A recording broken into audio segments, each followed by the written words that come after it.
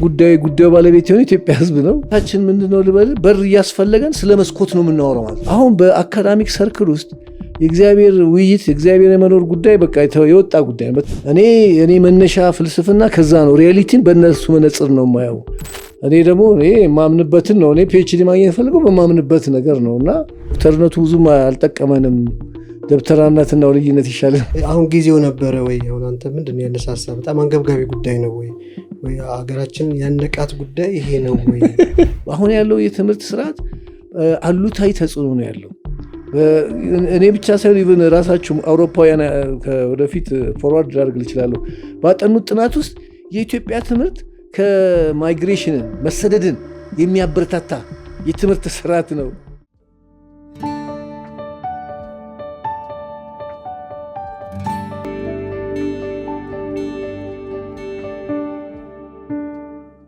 ጤና ይስጥልን ውድ ተመልካቾቻችን፣ መነጽር ፖድካስት ተጀምሯል።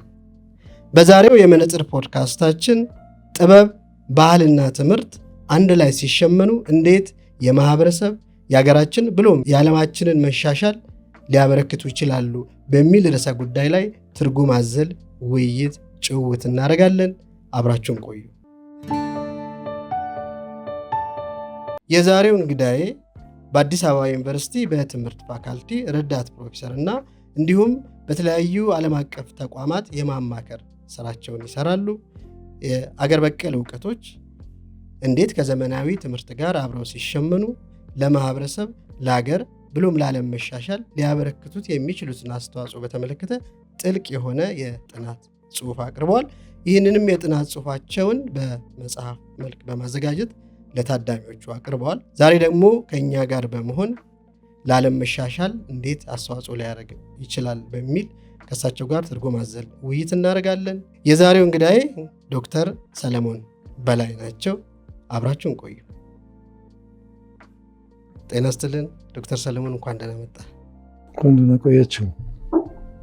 ውይይታችን ያው እንግዲህ ጥበብ ለዓለም መሻሻል የሚያመጣውን አስተዋጽኦ በተመለከተ አንዳንድ ነገሮችን ለመወያየት ነው እና ውይይታችንን ለመጀመር አንድ የጻፉት መጽሐፍ አለ። ከዶክተርነት ደብተራነትና ወለይነት የሚል ርዕስ ያለው መጽሐፍ ጽፈዋልና እንዲሁ መጀመሪያ ሳነበው አርስቱ ራሱ ያው እርግጥ ይገባኛል፣ ምሳሌያዊ እንደሆነ ይገባኛል። ግን ለእኔ ገና መጀመሪያ ሳየው ከዶክተርነት ደብተራነትና ወለይነት ይሻላል ብየጨረስኩት፣ ወይንም ከዶክተርነት ደብተራነትና ወለይነት ቢጨመርበት ደግሞ እንዴት አይነት ጥሩ ውጤት ይመጣል ብዬም የራሴን ግንዛቤ ያየሁና እስቲ እንደው ስለ መጽሐፍቶት ስላደረጉት ጥናት እንደው ትንሽ እሱ ላይ እናውራና ከዛ ወደ ሌሎች ጥያቄዎቻችን እንሄዳለን። ያው እንግዲህ ኢትዮጵያ ትምህርት በደንብ በቅርበት ያየው ሰው በሙሉ የሚያሳስበው ነገር አለ። ሁልጊዜ ማሰብ የሚችል ማለት ይቻላል ማንም ሰው፣ በተለይ ደግሞ ከውጭ ዓለም ጋር ትንሽ ንክኪ ካለ በሆነ ምክንያት የኢትዮጵያ ትምህርት በጣም ያሳስባል። ከሚያሳስበት ምክንያት አንዱ ትምህርቱ ለዋጭ አለመሆኑ ነው። ሰውን የመለወጥ አቅሙ ብቻ እንግዲህ የመለወጥ አቅሙ ስንል ከድንቁርና ወደ እውቀት የማሸጋገሩ፣ ከፈጠራ ችሎታ የነበረውን ሰው ፈጠራ እንዲመላው ማድረግ፣ ማሰብ የማይችለውን ሰው ክሪቲካል ቲንከር ወይም በደንብ ተሟጋችነት ያለው ሀሳብ የማስታጠቅ አቅሙ በጣም ደካማ ነው። እንደውም ካየነው ያለን የተፈጥሮ ችሎታ እንደው የሚነጥቅ አይነት ትምህርት ነው፣ በቃ የሚያደነዝዝ አይነት ትምህርት ነው እና በጣም እሱ ያሳስበኝ ነበር። በተለይ ሳይንስ መምህር ስለነበርኩኝ ሳይንስ በተፈጥሮ ሳይንስ ሲባል ራሱ አንድ ሰው ሳይንሳዊ አነጋገር፣ ሳይንሳዊ አባባል፣ ሳይንሳዊ ሲባል ምን አይነት እንትን እንዳለው እናውቃለን። ኢምፕሊኬሽን አንድምታው ምን እንደሆነ እናውቃለን። የማሰብን፣ የማሰላሰልን፣ የመፍጠርን፣ ወደፊት የመራመድን፣ ከአሮጌ ወደ አዲስ የመሄድን አሰራር ያሳያል። ግን በኢትዮጵያ የሳይንስ ትምህርት ስርዓት ውስጥ ካየነው ግን ሳይንስ ያስተማርናቸው ተማሪዎች በመጀመሪያ ዲግሪም በሁለተኛ ዲግሪም ኢቨን በሶስተኛ ደረጃ ዶክተር አሁን ቅድም ያልኩት ርዕስ ማለት ነው በሶስተኛ ደረጃ ይህን ያህል ፋይዳ ያለው ለውጥ ወይም ለሀገር አስተዋጽኦ የሚያደርግ ለውጥ አያደርጉም እና በዛ የተነሳ ምንድን ነው ያ ትምህርቱ የጎደለው የሚል ነው እንግዲህ ጥናቴ ቤዚካሊ ምን ቢጎለው ነው ይሄ ጥናት ደግሞ በነገራችን ላይ ወደ በኋላ እያየሁ ሲሄድ ለካ ሌሎችም ከዚህ በፊት አጥንቶታል። ጃንሆይ አንድ ጥቁር አሜሪካዊን እንትን አድርገው በ1920ዎች መጨረሻ 30 ላይ አስጠንተው ነበረ። በኋላ በ1953 ጓለ ገብረ ዮሐንስ የሚባሉ አሁን በፊት ብዙ አይታወቁም ነበር። አሁን ግን የኢትዮጵያ ትምህርት እያሳሰበ ሲሄድ መጽሐፋቸው ከተደበቀበት ወጥቶ የተነበበ ነው። የከፍተኛ ትምህርት ዘይቤ የሚል መጽሐፍ የጻፉት አለ። እሳቸው እኔ በብዛት እንግዲህ እኔ የጥናቴ ላይ እንኳ ኮት አላረኳቸውም በመጽሐፋቸው በዛን ጊዜ በጣም ፌመስ ስላልነበረ።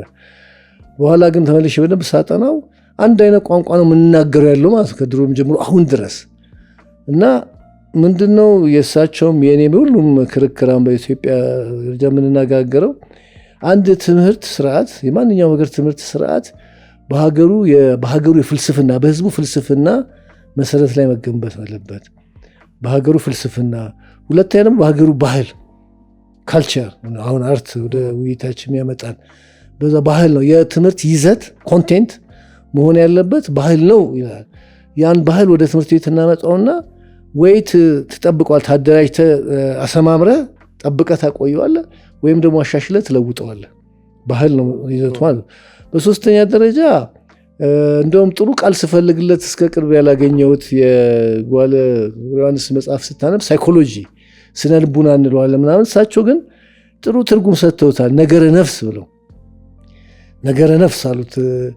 ምክንያቱም ሳይኮሎጂ በነገራችን ላይ በኦሪጂናል ጥናት ኦሪጂናሊ ሳይኮሎጂ የሚባለው ሳይንስ የሚያጠናው ነፍስን ነበረ፣ የነፍስ ጥናት ነበረ። ነገር ግን ይህ ምዕራባዊ ዓለም የኢንላይትመንት ኤጅ ከመጣ በኋላ አብዛኛውን ሳይንስ በእግዚአብሔር ያለማመን በማይጨበጥ ነገር አያምንም፣ ተጨባጭ ነገሮች ነው የሚለው ነገር እየሰፋ ሲሄድ ሃይማኖት በማህበረሰብና በልማት የሚያደርገው ሚና እየተገለለ እየተገፋ ሲሄድ አሁን ነፍስ የሚባለውም ነገር ዋጋ እያጣ መጣ። የነፍስ መኖር ያን ያህል ተቀባይነት ሲያጣ ነገረ ነፍስ መሆኑ ቀርቶ ሳይኮሎጂ ነገረ አእምሮ ወረደ ማለት ነው ወይስ? እንግዲህ በዛ አባባል አዎ፣ ነፍስ በጣም ሰፊ ብዙ ነገር የሚጠቀልል ነገር ነበር። ነገረ ነፍስ ስታጠና እኮ በጣም ከባድ ነገር ነው የምታጠና። አእምሮ ራሱ የነፍስ ነጸብራቅ ነው። አእምሮ ራሱ እኮ ማይንድ የነፍስ ነጸብራቅ ነው እንግዲህ አሁን በደንብ ሲጠና። ስለዚህ ዋናውን ትቶ ብራንቹን ማጥናት ጀመረ ማለት ሳይኮሎጂ። እሳቸው ይላል ነገረ ነፍስ አንዱ ምንድን ነው ነገረ ነፍስ? እኔም ደጋግሜ በኢትዮጵያ የስርዓት ካየ ነው የኢትዮጵያ አብዛኛው ህዝብ እነዚህ ሀገር በቀል እውቀቶች በኋላ እንወያይበታለን። አብዛኛው ጽሁፋቸውን ስታነብ የአስተዳደር ስርዓታቸው፣ የፍትህ ስርዓታቸው፣ የአካባቢ ጥበቃ ስርዓታቸው የተመሰረተው በእግዚአብሔር ፈሪሃ እግዚአብሔር ላይ ነው። እግዚአብሔር አለ የሚል እግዚአብሔርን ብሎም ቀጥታ ባይናገሩም እንኳ ግን አንድ መለኮታዊ ነገር እንዳለ እሱን መፍራት፣ እሱን ደግሞ ቅጣትና ሽልማት የሚባል ነገር ካለ መዓት የሚለው ኮንሴፕት ከዛ ጋር የተያዘ ነው። መጥፎ ነገር ከሰራ ነፍስ መዓት ይወርድባታል፣ ጥሩ ነገር ከሰራ ደግሞ ቡራኬ ታገኛለች የሚል ነገር ነፍስ እሱ ነበር።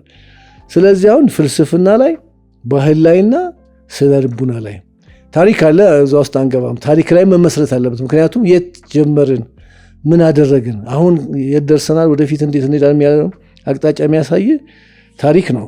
የኢትዮጵያን ስርዓተ ትምህርት ስታየው በአጠቃላይ የሳይንስ ትምህርቱም ጨምሮ እነዚህ ነገሮች ላይ ተመሰረተ አልነበረም።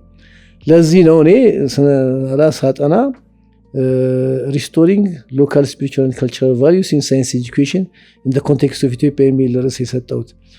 ሪስቶሪንግ ማለት ሪስቶር የሚያሳየው አንድ ነገር ነበር ማለት በፊቱ አዲስ ነገር የምናመጣው የነበረው ፈራርሷል፣ ትንሽ ተዳክሟል፣ እሱ መጠገን አለብን የሚለውን ለማሳየት ነው። ባህላዊ የአካባቢ ባህልና መንፈሳዊ ትምህርቶችን፣ አስተሳሰቦችን፣ እይታዎችን እንዴት አድርገን ወደ ትምህርት ወይም ወደ ሳይንስ ትምህርት በተለይ እናመጣለን ነው። በዛ የተነሳ ነው እና መጽሐፉን በቴሲሱ ካለቀ በኋላ ያው በእንግሊዝኛ ነበር ያለው የሚነበበው። ሳስበው ግን ይሄ ጉዳዩ ባለቤት የሆነ ኢትዮጵያ ሕዝብ ነው። አማርኛ የተሻለ ከእንግሊዝኛ ይቀርበዋል። ለጋዜጠኛውም ለብዙ ይሄ አሁን ሀሳብ ላይ ለሚወያይ አካል በሙሉ ለትምህርት ሚኒስቴርም ሳይቀር የሚጠቅመው በአማርኛ ቢተረጎም ነው ብዬ ፕሮባብሊ የመጀመሪያ አይነት ሙከራ ይሆናል። ቴሲስን በአሳጥሬ ወደ አማርኛ ተርጉሜ ሌላ ርዕስ ሰጠሁት፣ ከዶክተርነት ደብተራና ውልይነት የሚል ማለት ነው። ዶክተር ሲምቦሊክ ነው። ግን ያው ዶክተርነት የዘመናዊ ትምህርት ቁንጮ ማለት ነው። በመንፈሳዊ እና በባህላዊ ደግሞ ካየ በሀገራችን ደብተራ እንደዚሁ በጣም ከፍተኛ ደረጃ ነው። በእስልምና ወልይ የረቀቀ የተማረ ማለት ነው። ደብተራ ማለት ደግሞ የእውቀት ድንኳን ማለት ነው አክቹዋል ትክክለኛ ትርጉሙ። እሱን ለማሳየት ነው። ስለዚህ ዶክተርነቱ ብዙም አልጠቀመንም፣ ደብተራነትና ወልይነት ይሻለን ነበር ለማለት ነው።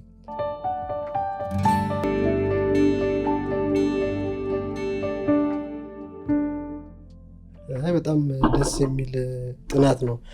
የገረመኝ ነገር ምንድን ነው፣ አሁን ጥናቱን የሰሩት እዛው ካናዳ ያለ ነው የተሰራ ጥናቱ። እዛ ሆኖ ደግሞ እነሱ ደግሞ ሞር የምዕራባውያን ዓለም ነው የሚያቀነቅኑትም የትምህርት ስርዓቱም ያ መሆን አለበት ብለው የሚያምኑናል ነው። ከዛ ወጥተህ አገር ውስጥ ሆነ ቢሆን አንድ ነበር፣ ግን ራሳቸው ጋር ሆነ ደግሞ እነሱ ደግሞ ይሄንን ማጽደቃቸው እንዴት አገኘው? እንደተባለው አይ ቲንክ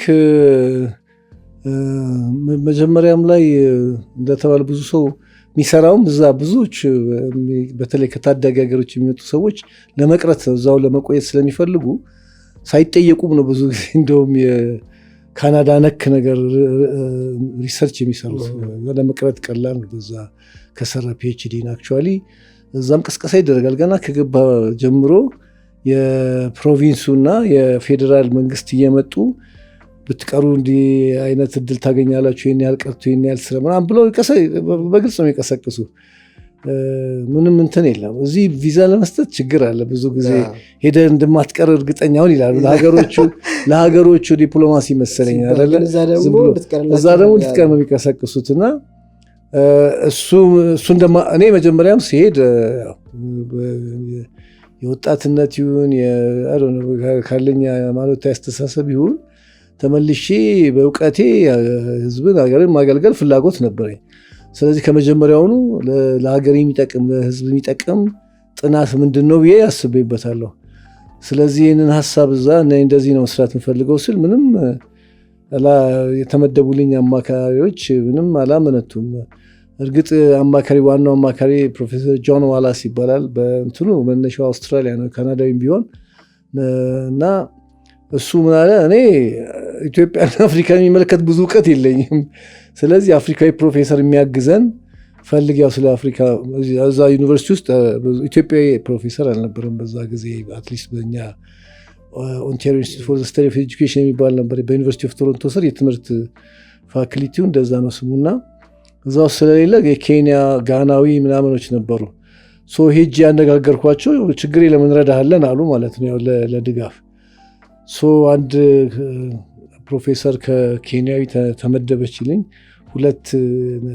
3 ነው ሱፐርቫይዝ የሚያደርጉ። ከዛ 4ኛ ዶክተር ጆርጅ ዴ የሚባል በጣም ፕሮፌሰር ጆርጅ ዴ ጋናዊ ብዙ በዚህ በሀገር በቀል እውቀቶች ላይ ብዙ የጻፈ ነው። ጉግል ታሪክ በጣም ተገርማል። ብዙ የጻፈ ብዙ የሰራ ነው።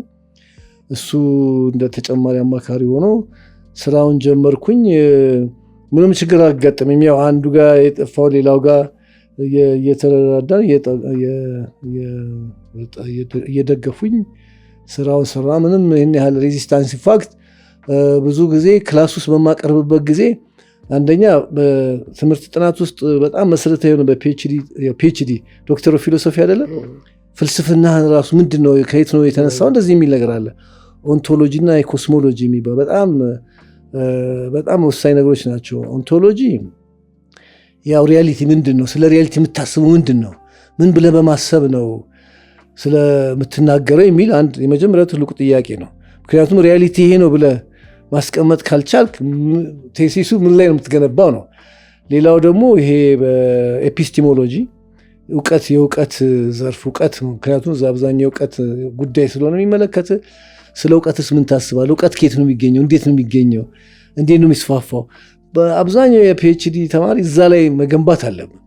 ስለዚህ አሁን ክፍል ውስጥ ብዙ ጊዜ ምናሉ የኦንቶሎጂ ሪያሊቲ ለእኔ የሚጀምረው ከእግዚአብሔር መኖር ነው እላቸዋለሁ። አሁን በአካዳሚክ ሰርክል ውስጥ የእግዚአብሔር ውይይት የእግዚአብሔር የመኖር ጉዳይ በቃ የወጣ ጉዳይ ነው። በተለይ ደግሞ እንደኔ ያጠናውበት ሳይንስ ማቴማቲክስ ኤዱኬሽን ቴክኖሎጂ ሴንተር ይባላል። የሳይንስ የማቴማቲክስና ቴክኖሎጂ ሴንተር ነው። እዛ ውስጥ በቃ እግዚአብሔር ከተረሳ ቆይቷል፣ ምንም አይነሳምም እዛ አሁን። ስለዚህ የእውቀት እንትን አርስቶትል ነው፣ ፕላቶ ነው፣ ከሌ ነው፣ ኒሴ ነው፣ የፈለግከውን ትላለህ። ትነሳና ፊሎሶፊ ዲስከስ ማድረግ ትጀምራለህ። እኔ መነሻዬ እግዚአብሔር መኖር ነው። እግዚአብሔር ደግሞ መልእክተኞችን ይልካል። በመልእክተኞቹ አድርጎ በቅዱሳን ጽሑፎች ውስጥ እውቀት ይገልጻል። እኔ መነሻ ፍልስፍና ከዛ ነው። ሪያሊቲን በእነሱ መነጽር ነው የማየው እና በተለያየ ጊዜ የተለያየ መልእክቶች መጽሐፎች ገልጸዋል። በሙሴ የብሉይ ኪዳን፣ አዲስ ኪዳን፣ ቁርአን እያለ በባህይ ደግሞ እነዚህ የተለያዩ መጽሐፎች ገልጿል ብዬ በዛ ብዙ ጊዜ ክላስ ውስጥ ሳቀርብ አብዛኞቹ ነጮች ነበሩ። ኦፍኮርስ ጥቁር አልነበረም። እንግዲህ ነጭ ጥቁር ሶሪ ከአፍሪካ የሄደ ሰው ብዙ አልነበረም እና ከጃፓን ከቻይና የመጡ ናቸው። ሳይንስና ማቴማቲክስ ላይ ብዙ የሚሰሩ የነበረው ከየት በቃ ሙግት ይነሳል። ይህ ሰውዬ እንደገና ሊመልሰን ነው አይነት ነገር። አንድ ጊዜ እንደውም ማስታውሰው አንዱ በተከታታይ ሴሚናር ስለ ቴሲሳችን ሴሚናር ስንሰጥ እኔ ካቀረብኩ በኋላ ቲቸር አስተማሪውን ይጠይቀዋል። እኔ ይህንን እንትን ማድረግ ይፈልጋለሁ፣ ካውንተር ክሪቲክ ካውንተር አርጊው ማድረግ ይፈልጋለሁ፣ የልጅ ያለውን ይፈቀድልኝ አለ። እኔ እንደዛ ባቀርብስ አላቸው። አላስተማሪው ትችላለህ ትፈቅድለታል አለ። ደስ ይለኛል፣ የበለጠ ሞር እንትኑ ሲሟሟቅ ጥሩ አይደል? አርጊውመንቱ ያንተም ማሰብህን ሻርፕ እያደረግ ትሄዳለህ። ከተሳሳትክም ትታረማለህ። የትምህርት ቦታ ነው እና ከዛ በቃ እንደዛ አቅርበዋል። ኮምፕሊትሊ እኔን እውቀት ይሄ ሪያሊቲ አንተ በምትለው መታየት የለበትም ከሚል ማለት ነው። ግን ኢኳሊ ስታየው ማተር ኦፍ ቪው ኢኳሊ ከነ አርስቶትል ከነ ፕላቶ ወይም ከነ ሶቅራጥስ ቪው የተናነሰ መጽሐፍ አልጻፈም። የማምንበት ቅዱሳን ጽሑፎች ካየን ማለት ነው። እዛ በፍልስፍና ደረጃ እሱ ነበር አንዱ ትልቁ ሬዚስታንስ እሱ ነበረ። በጣም ሬዚስታንስ ነበረ። ሴኩላሪዝም በጣም ስር ሰዷል እዛ እግዚአብሔርን ቃል የሃይማኖት እንደውም እንትን ለምሳሌ ጋድ ብለህ ስጽፍ ካፒታል ሌተር እኔ ካፒታል ሌተር እያልኩ ነው የምጽፈው። የእግዚአብሔር መልእክተኞችም ምናምን ስር ሪፈርስ አረግ ፕሮግራም ኤችን ካፒታል ነበር ማድረግ ጽሑፌ ውስጥ እና አንድ ወቅት እንደዚህ አይቻልም ጂ ምናምን ነው ይሄ ዲስካሽን። እኔ ደግሞ የማምንበትን ነው እኔ ፒኤችዲ ማግኘት ፈልገው በማምንበት ነገር ነው እና I'm not going to write this ምንድን ነው ኢኳሊ አሁን ይሄ ሰዎች ሙግት ነው የሰዎች ስምምነት ነው እንጂ እዚህ መጥቶ ያዘዘ የለም ይሄ ጂውን ተብሎ እና ኢኳሊ እኔም ሞግታለሁ ወይ ለእኔ ስፔሻል ፈቃድ ስጡኝ ምናምን አልኩና ሙግት ተነሳ። በኋላ እንትን አድርገህ መግለጫ ስጥበትና ይሄ ፉትኖት በቃ ተጠቀም አልኩ። ቴሲሴን ስታየውን ጎድን በካፒታል ጂ ነው። ስለ መልእክተኞች ካነሳው ኤች ሪፈርስ አረግ እንደሱ ነው እና በሱ ስታይ ኦይዚ የሚባለው የተማርኩበት የዩኒቨርሲቲ ኦፍ ቶሮንቶ የኤዱኬሽን እንትኑ በጣም ኦፕን ናቸው። ወደ ለማህበራዊ ፍትህ ቀናነት እንትን ያላቸው ናቸው። እሱም ይመስለኛል አንዱ አዳዲስ ሀሳብ ይዘህ ስትመጣ ኢንተርዲሲፕሊነሪ የሆነ ነገር ይዘህ ስትመጣ አሁን እኔ እንግዲህ ሪሊጂየስ ነገር አለው፣ ሳይንስ አለው። አሁን ሳይንስን ስለማስተማር ነው የምናወራው፣ ሳይንስን ኤንሪች ስለማድረግ ነው። የሀገር ባህል፣ ታሪክ፣ ቋንቋ ምናምን አለው እና ትንሽ ኤክሳይት አደረጋቸው ነገሩ በአንድ በኩልም እና በኋላ መጨረሻ ቴሲሱም ጥሩ ተቀባይነት አግኝቶ ምንም ኤዲት ምንም አስተያየት ሳይሰጥበት ማለት ጥሩ በቃ ምንም ይሄ የምናርመው ነገር የጠየቁኝ ኦፍኮርስ ረጅም ሰዓት ዲስካሽን ነበረ፣ ጥያቄ ነበር። 3 ሰዓት ነው ዲፌንስ 6 ፕሮፌሰር ተቀብጦና መጨረሻ ላይ አዝ ኢዝ የሚል ውጤት ነው የሰጡት። ማለት እንዳለ በቃ ወዲያውኑ አሁኑ ልክ ከዚሁ እንደወጣ ቴሲስን አስረክብ ኢቭን ፈታኝ የራሱ እንኳን ምንም ማስተያየት የለውም። ኢንፋክት በጣም ፖዚቲቭ ሪቪው ነበራቸው። ብዙ ያልተሞከረ ያልተዳሰሰ ነው። በአጻጻፍ ደረጃ ራሱ 10% ኦፍ ዘ ቴሲስ የሚሰራበት አቀራረብ ነው። ቋንቋ ማወቅ ይፈልጋል ምናምን በደንብ ሀሳብን መግለጽ። ሬዚስታንስ ቤዚካሊ የለም። አንድ የዌስተርን ዲሞክራሲን ጥንካሬ የምታየው እዛ ነው። ትንሽ የተለየ ሀሳብ ይዘህ ከመጣ ደግሞ ክሊር ከዛ ስለ ሀሳብ ደግሞ አእምሮ ላይ ግልጽ ከሆነ ይሄ ለእንትን ብለህ ለማምታታት ብላም ሳይሆን ምን ለማድረግ እንደፈለግ ፕላስ ደግሞ ተመልሰ ኢትዮጵያን ነው ለመጥቀም የፈለግከው ሌላ ነገር ለማድረግ አይደለም። እና ወዝ ዌልካም ጥሩ እንትን አደረገ። ጨረስኩኝ። ያው ተመርቄ ወጣሁ። በጣም ደስ ይላል። አሁን አንድ የወጣልኝ ሀሳብ ምንድን ነው ማለት አሁን ጊዜው ነበረ ወይ? አሁን አንተ ምንድን ነው ያነሳሳ? በጣም አንገብጋቢ ጉዳይ ነው ወይ? ወይ ሀገራችን ያነቃት ጉዳይ ይሄ ነው ወይ ብለን ምን እንትን አደረጋለህ እንዴ?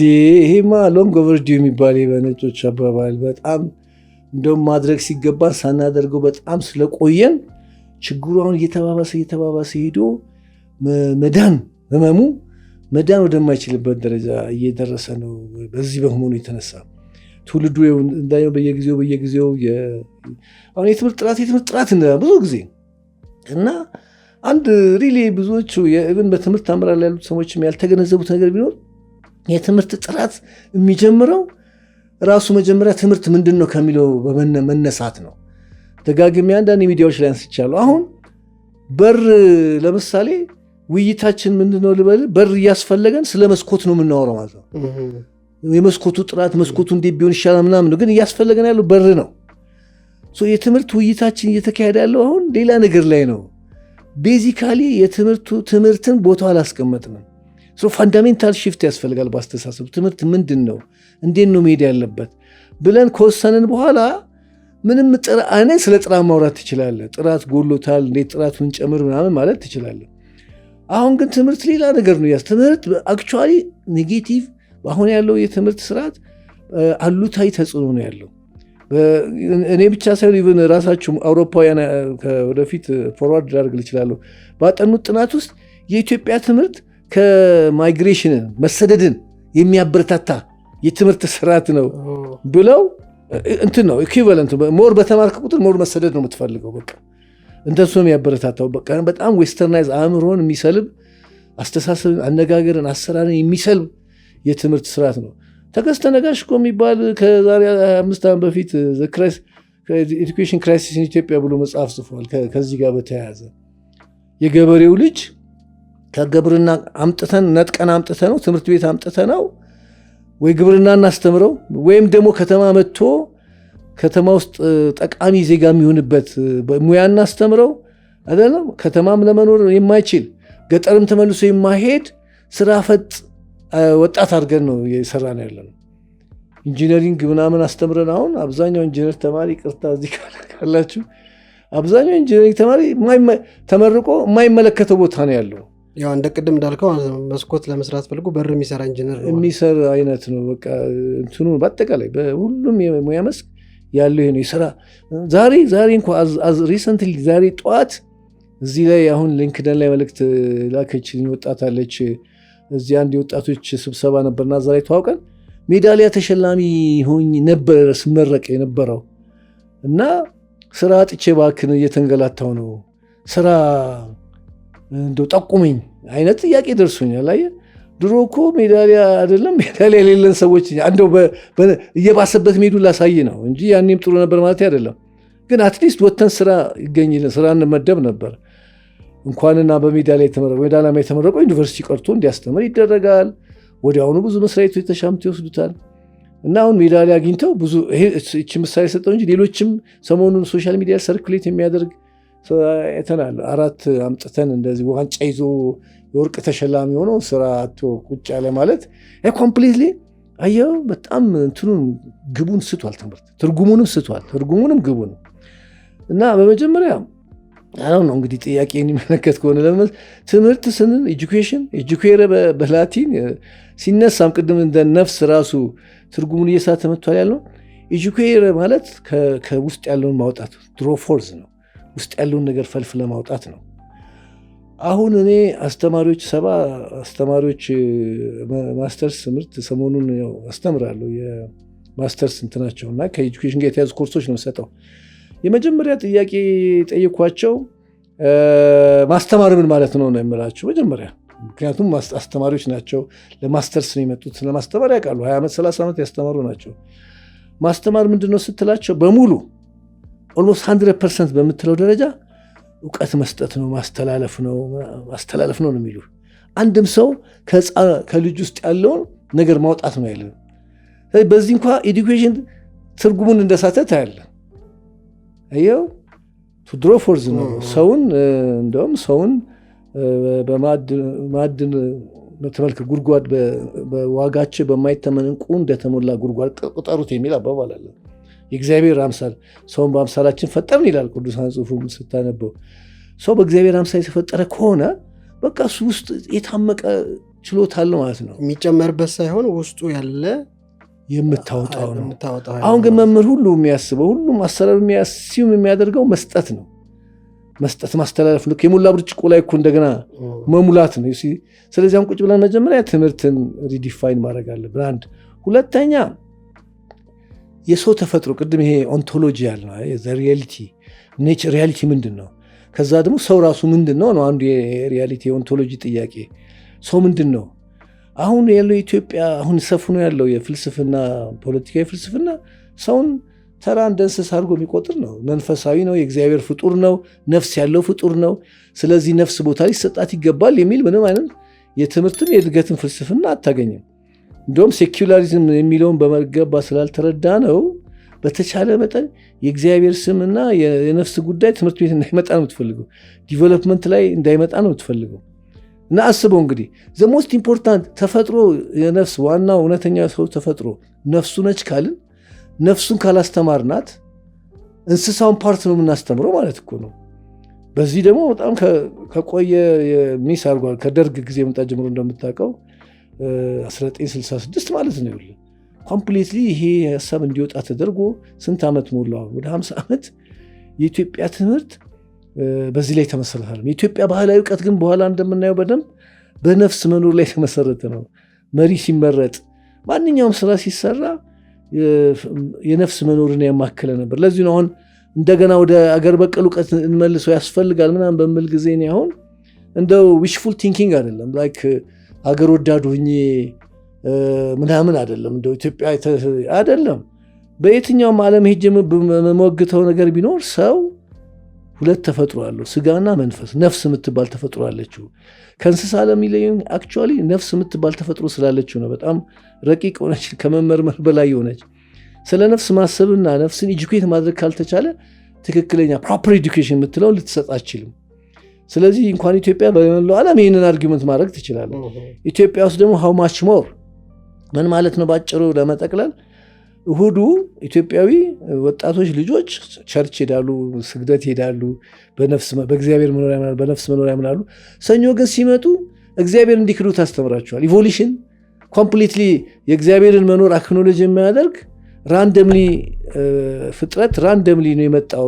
ድንገት ተነስቶ ነው አንድ ኬሚካል ተጋጭተው ሰው መጣ የሚል ቲዮሪ አሰልጥናቸው እሱን ደግሞ እንዲፈተኑ እንዲቀበሉ ታደርጋለህ። ስለዚህ ልጆቹ አሁን የተምታታበት ትውልድ የምትፈጥረው በዛ የተነሳ ትዝ አለኝ ሳወራ ድሮ በደርግ ጊዜ መሀይምነት በነበረበት ጊዜ ያለ አንድ አቤተኛ ነው ሲያወራ እኛ ቀን ቀን የመሀይምነትን መጋረጃ እንቀዳለን፣ ማታ ማታ ደግሞ ኢምፔሪያሊስቶች ይሰፉታል። ስለማለት ቀን ቀን ቀደዋለን፣ እነሱ ደግሞ ማታ ማታ ሰፍተውት ያድራል። አሁን ያልከውን ማለት ነው። እሁድ እሁድ እንደዛ ተነግሮን ደግሞ ሰኞ ደግሞ ትምህርት ቤት ስንገባ ደግሞ ያ ደግሞ የሚፈጥረው ፓራዶክስ በጣም ጥሩ እሱም አለና ትክክል ነህ ለማለት ፈልጌ ነው። እንደው ሌላው አሁን ስታስበው ይሄ ሀገር በቀል እውቀት ብቻውን መቆም ይችላል። የምዕራቡ ትምህርት ባይጨመርበት ባይመጣና ብቻውን ሁሉንም አሁን ዓለም ለደረሰችበት እድገት ብቻውን ሁሉን ነገር እምቅ የሆነ ኃይል አለው ብለህ ታስባለህ? አንድ ማስታወስ ያለብን ነገር ይሄ እኮ አሁን የምዕራብ ዓለም እውቀት የምንለው ለምዕራባውያኑ አገር በቀል ለራሳቸው አገር በቀል ለራሳቸው አገር በቀል ትምህርታቸው ውስጥ ባህላቸውን አመጡ ማለት ነው። ባህላቸውን ነው የሚያሻሽሉት ምናምን የሚሉት ሰው ባህላቸውን መሰረቱ ቅድም ያልኩት ፍልስፍናቸውን ይዘው ነገረ ነፍሳቸውን ይዘው ታሪካቸውን ይዘው ነው እየቀጠሉ ያሉት። ይሄን ነገር አምጥተኛ ጋር የነሱን ማለት ነው አሁን የነሱ የኛ ልበለን ምዕራባዊ የሆነ አስተሳሰብ አሰራር ምናምን አለ። እሱን ይዘህ ኮምፕሊትሊ እግዚአብሔር የሚክድ ማለት ነው የሳይንስ የምንለው ነገር የእግዚአብሔር መኖር የማይቀበል የነፍስ መኖር የማይቀበል አይነት ሳይንስ ታመጣና እዚህ ምን ማለት መሰል የሆነ አትክልት የማይስማማው አፈር ላይ መትከል ማለት ነው። በቃ ቅጭጭ ብሎ ነው የሚያድገው ወይ ነው ይጠፋል አትክልቱ። ስለዚህ እዛ ለነሱ ይሰራል፣ ትክክል ነው። እዚህስ እንዴት ነበር መስራት የነበረበት ብትለኝ መጀመሪያ ይሄ የአገር በቀል የሀገራችን አገር በቀል እውቀት ነው የራሳችን እውቀት አገር በቀል እንደውም ተሆነ የራሳችን እውቀት መሰረት መያዝ አለበት። ስንጀምር በዛ ነው። በካሪኩለም ሳይንስ ካየኸው ከምታውቀው ወደማታውቀው ከቅርቡ ወደ ሩቁ ከተጨባጭ ወደ ውስብስቡ እንደዚህ የምንለው ነገር አለ አይደለ? ከቅርቡ ወደ ሩቁ መጀመሪያ እዚህ ያለን ምንድን ነው? አንድ የአዲስ አበባ ልጅ እንደው ምሳሌ እንውሰድና የአዲስ አበባ ልጅ መጀመሪያ ያለበት ከዚሁ ከሰፈሩ ካለው እውቀት ነው፣ አካባቢውን ከሚያውቀው ነው። በቃ እዚሁ ጋር ሰፈሩ ምን አለ።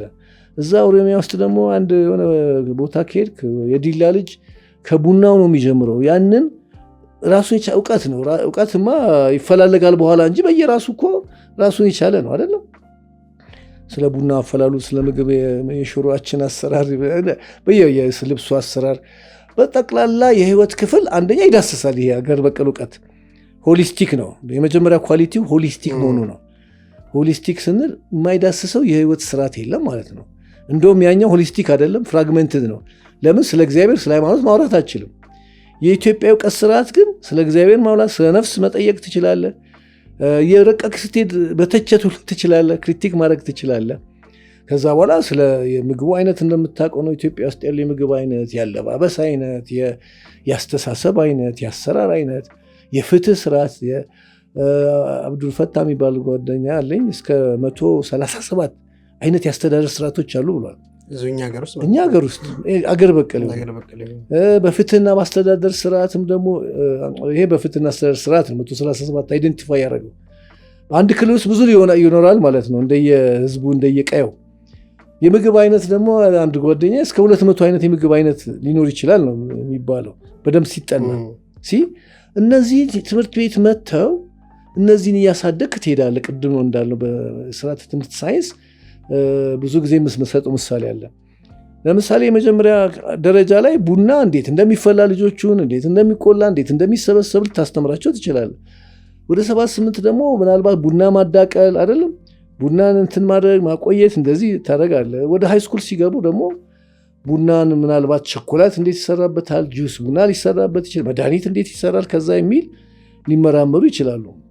ወደ ዩኒቨርሲቲ ሲገቡ ደግሞ ቡና እንዴት ኤክስፖርት እናደርጋለን ነው እንደዚህ። አሁን በቅርብ እንደምታውቁት አንድ ኢትዮጵያዊ አሜሪካዊ ወጣት የሃይስኩል ተማሪ ነው የቆዳ ካንሰር መድኃኒት ሳሙና፣ ቆዳ ካንሰር የሚያጠፋ ሳሙና የሰራው። ብዙ ደጋግሜ የምለው ይሄን ነው። እንደዚህ ካሳደግ በሃይስኩል ደረጃ ከፍተኛ ነገር ልታስተምራቸው ትችላለህ። አሁን ዩኒቨርሲቲ ስትገባ ኢንፋክት ተርሸሪ ሌቭል ወይም ምናልባት ሌት ሰከንደሪ ስኩል ላይ የውጭ ዓለም ምን እያሰበ ነው፣ ምንድን ነው በዚህ ጉዳይ ላይ ያለ አሰራር። ለምሳሌ ቡና ውጭ ሀገር አለ ወይ? ካለ እንዴት ነው የሚበቅለው? እንዴት ልናደርገው እንችላለን ብለህ እዛ ላይ ነው እንጂ ገና መነጋገር ያለብን። ከታችማ ቅድም እንዳልኩ አንደኛ ሆሊስቲክ ነው ብለናል።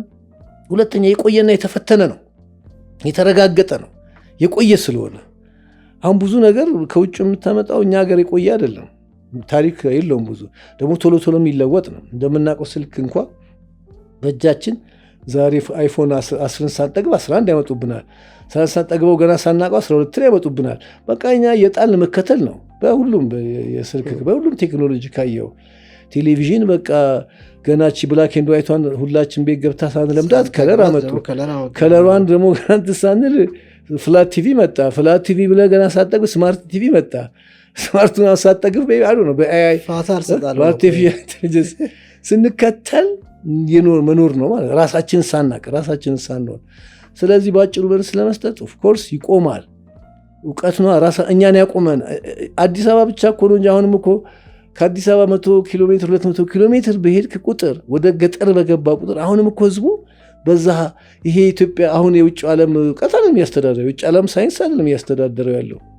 እነሱ አሁንም ያሉት አገር በቀል እውቀቶች፣ አገር በቀል አስተሳሰቦች፣ አገር በቀል አስተዳደሮች ነው እያሰሩትና እያኖሩት ያለው። አገር በቀል አስተራረስ እንደምታውቀው አገር በቀል የምግብም የልብስም ሁሉም ማሰራር አለ። እንደውም ጥሩ አጋጣሚ የሆነ ምንድነው እድሉ አለን። ከተማ ነው እንጂ አሁን እሺ ይህን ብንስማማና በቃ ይህንን ነገር ወደ ትምህርት ቤት እናምጣው ብንለን ብንስማማ አሁን ፍሬሽ ሆኖ አላይቭ ሆኖ የሰው ልጆች እየኖሩበት ያለው እውቀት አለ። እሱን ትምህርት ቤት ማምጣት ብቻ ነው። አይ ቲንክ ከዛ በኋላ ቀስ በቀስ ያኛውን ኢንተግሬትን ማድረግ እንጀምራለን እንጂ ያንን አምጥተን ያን እያስተማርን አይደለም የራሳችን የሆነውን እንደ ባዳ ምንቀላቅለው።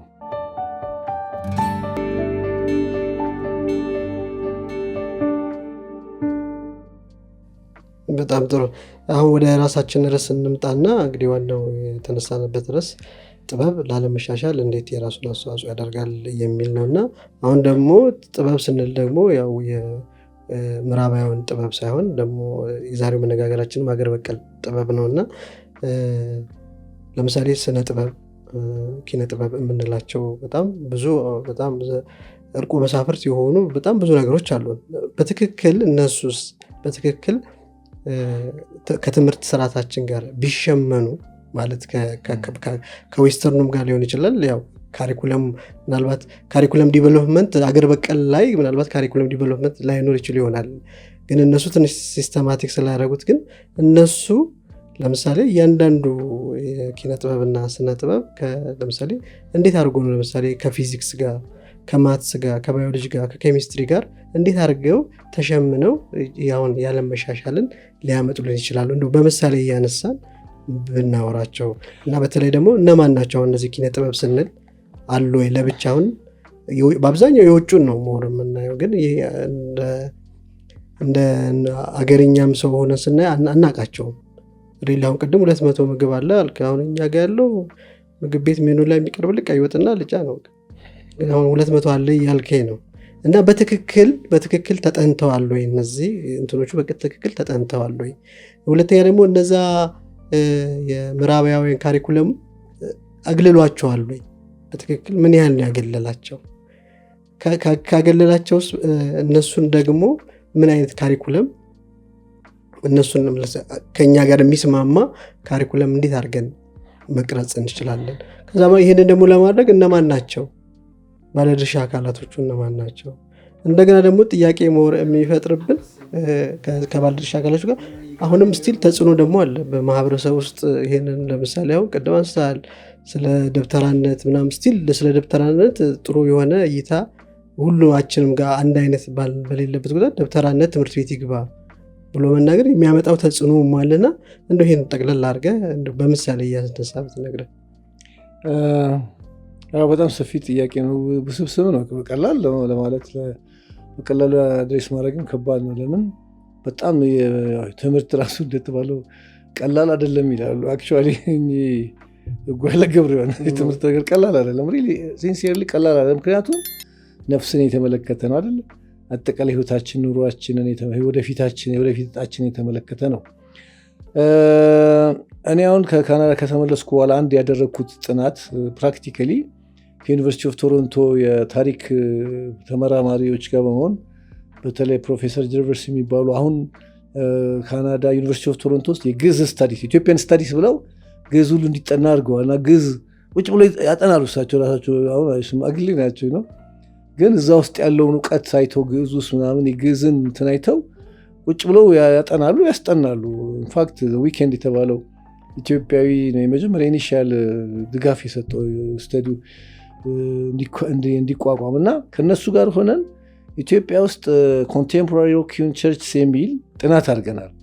በመፈልፈል ያሉ ዋሻዎች፣ በቤተክርስቲያን ዋሻዎች የ3 ዓመት ጥናት ነው። አሁን ዩኒቨርሲቲ ኦፍ ቶሮንቶ ማንም ሰው እዛ ሳይት ገብቶ የኮንቴምፖራሪ ሮኪውን ቸርችስ ዩኒቨርሲቲ ኦፍ ቶሮንቶ ቢል ያገኛል። እኔ ራሴ እዚህ የፕሮጀክቱ አስተባባሪ ሆኜ 3 ዓመት የቆየ ነው። በየጊዜው እየሄድን እነዚህ በአሁኑ ሰዓት እየፈለፈሉ ያሉ እየሰሩ ያሉ ሰዎችን ምን እያደረጉ ነው? እኔ አሁን የኔ ኢንተረስት ይሄ የኢትዮጵያን አንዱ እውቀት የያዘ አንዱ ክፍል ነው። ሁሉም ማለት አይደለም። በተለይ አሁን የሰሜኑ ክፍል ፊዚክሱን፣ ኬሚስትሪ ብዙ ነገር ይዟል፣ እዚህ ውስጥ መያዝ አለበት። ምክንያቱም የላሊበላንም ታሪክ ተመልሰ ስታጠና የሚገርም ታሪክ አለው። አሰራሩን በደንብ በዚህ መስኮት በዚህ መነጽር በእነዚያውን በመሰራት ላይ ያሉት መነጽር ዊንዶ የእውቀት ዊንዶ ይከፍትልሃል። እንዴት አድርጎ እንደተሰራ ላሊበላ የራሱ የላሊበላ አብያተ ክርስቲያናት እንዴት እንደተሰሩ ይነግርሃል። ከዛ ጋር ደግሞ ተያይዞ ራሱ ንጉስ ላሊበላ እንዴት አይነት የሲምቦሊክ የሆነ የኢትዮጵያ አመራር ታሪክን ይነግርሃል። ሞራል ሊደርሺፕ የተባለ አሁን በአሁኑ ጊዜ ሰርቫንት ሊደርሺፕ እንደ ትልቅ ነገር የሚወራለትና የሚነገርለት የእሱን ደግሞ ትንሽ የሚነግር ነገር አለ። የእኛ ትኩረት እንትንም ቢሆን ኖሮ ይሄ አሁን በመፈልፈል ያሉ የዋሻ ቤተክርስቲያኖች ቢሆን በእግረ መንገዳችን ግን እነዚህ የቆዩት ራሱ ምን ይመስላሉ እንዴት ይሆናሉ እያልክ በዛ አጋጣሚ ደግሞ ስዕሎች ምሳሌ ቤተክርስቲያን ስዕሎች ምንድን ይመስላል እንዴት ነው አሰራሩ ምን ይመስላል የራሱ ዜማውን አሰች ትንታኔ ባናጠናም እቃዎቹን ምናምን እናይ ነበረ። እዛ ላይ ያገኘ ነው ሪሊ ዲስከቨሪ እንኳ አይደለም ለኔ። ምክንያቱም ኦልሬዲ መጀመሪያ አለ ብለናል አይደል? እንዴት አይነት ለምሳሌ ከውጭው ሳይንስ የተለየ ሳይንስ ኢቨን ወረቀት ሳትጠቀም እዚህ ውስጥ ፕላን የማውጣት አእምሮ ውስጥ ፕላን የማውጣት ምንም አካዳሚክ ትምህርት የላቸው እነዚህ የቄስ ትምህርት ነው አብዛኞቹ የነበራቸውና ቦታውን የሮክ እንትን ቸርች ስሰራ የንፋስ አቅጣጫ ምን እንትን እንዳይረብሸው በየት በኩል ነው የምትሰራው? ብዙ ጊዜ በጸሎት ተመርተን ነው ይለዋል። ግን እንዴት አይነት ሳይንቲፊክ ኮሚኒኬሽን እንዳለው ታያለ። ከዛ በኋላ ሲቆፍሩት የቤት አሰራር ኖርማሊ ከታች ወደ ላይ እየገነባ የምትሄደው፣ ሮክ ዊን ቸርች ግን ከላይ ወደ ታች ነው የምትሄደው። ከላይ ማለት ጣራውን እየጨረስክ ነው የምትሄደው ማለት ነው። ጣራውን እየጨረስክ ከዛ በኋላ ምሰሶውን ራሱ ወደ ታች ነው እያወጣ የምትሄደው ማለት ነው። በጣም ብዙ ኢንተረስቲንግ ነገር አለ። ስለዚህ ኢንቪዥን አድርገህ እዚህ ውስጥ የጨረስ ወረቀት አያዩ የተለየ መለኪያ ይጠቀሙ። ክንዳቸውንና ያቺ የሚሰሩባት ዕቃ ነው። በአንዲት ቺዝል መሮብና መጥረቢያ የምትመስል እየቆፈሩ ነው የሚሰሩት። እና እንዴት አድርገው ሼፕ እንደሚያወጡ እንዴት አድርገው አርች ይሄ ከር አንጨውላ አንድ አርኪቴክት ተጠቦ ሲያሰምር የዋለውን እነሱ እየሰሩ እንዴት ከርቭ ሲያወጡ ይገርማ። ጉደኛ ነው። እስከ 30-40 ሜትር ተነል የሚመስል በዛ ጊዜ ማለት ነው። አሁን ነው እንጂ አሁንም ይሰራሉ። ኮንቴምፖራሪ ሮክ ዊን ቸርች ስኩዌር እዛ ነው አሁንም እየሰሩ ያሉ ኢትዮጵያውያን አሉ። ከዚህ ከደብረ ብርሃን ከዚች ጋር ደብረ ብርሃን ሂጢሳ የምትባል ቦታ ጀምረህ እስከ ትግራይ መጨረሻ የኤርትራ ድንበር ድረስ ሄደናል። አሁንም እየሰሩ ነው እኮ። ኢንፋክት አሁን አንዳንድ ቦታዎች ትግራይ ውስጥ ያየ ነው የቱሪስቲክ ቫሊዩን ተረድተው አንዳንድ እንትኖች ሀብታሞች ያስቆፍራል። እነዚህ ልምድና ችሎታ ያላቸውን ሰዎች እስቲ ቆፍርልን ብለው በደንብ አድርጎ እያሰሩ ነው ፍልፍል ዋሻ። እና ደግሞ ተራራ ላይ ነው የሚሰራው። ይሄ እሱ ራሱ ስፒሪቹዋል ኢምፕሊኬሽን አለው አይደል? ተራራ ስትወጣ የተራራው ማጀስቲ ያለ ድምፅ እየቀነስ ይሄዳል። ካልምት ይሆናል። ከከተማ እየራክ ነው የምትሄደው እና አብሮ ወደ ራስ ከራስ ጋር የመነጋገር ካልሚ መሆን በጣም ደጋግሜ።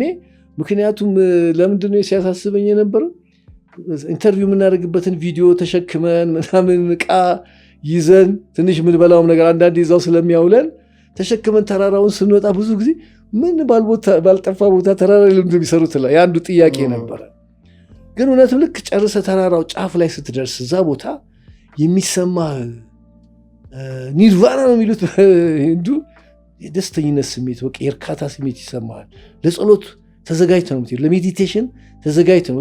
ድምፅ የሚባል ነገር ነው። አልፎ አልፎ ፍየል ዘሎ ተራራው ለሚመጣ ካልሆነ በስተቀር ኮምፕሊትሊ ኳይት የሆነ ስፔስ ነው። እንደገና ውስጥ ስትገባ ደግሞ ራሱ ያ ግድግዳው ቶታሊ ሳውንድ ፕሩፍ ነው። ምንም አይነት ሳውንድ አይሰማም።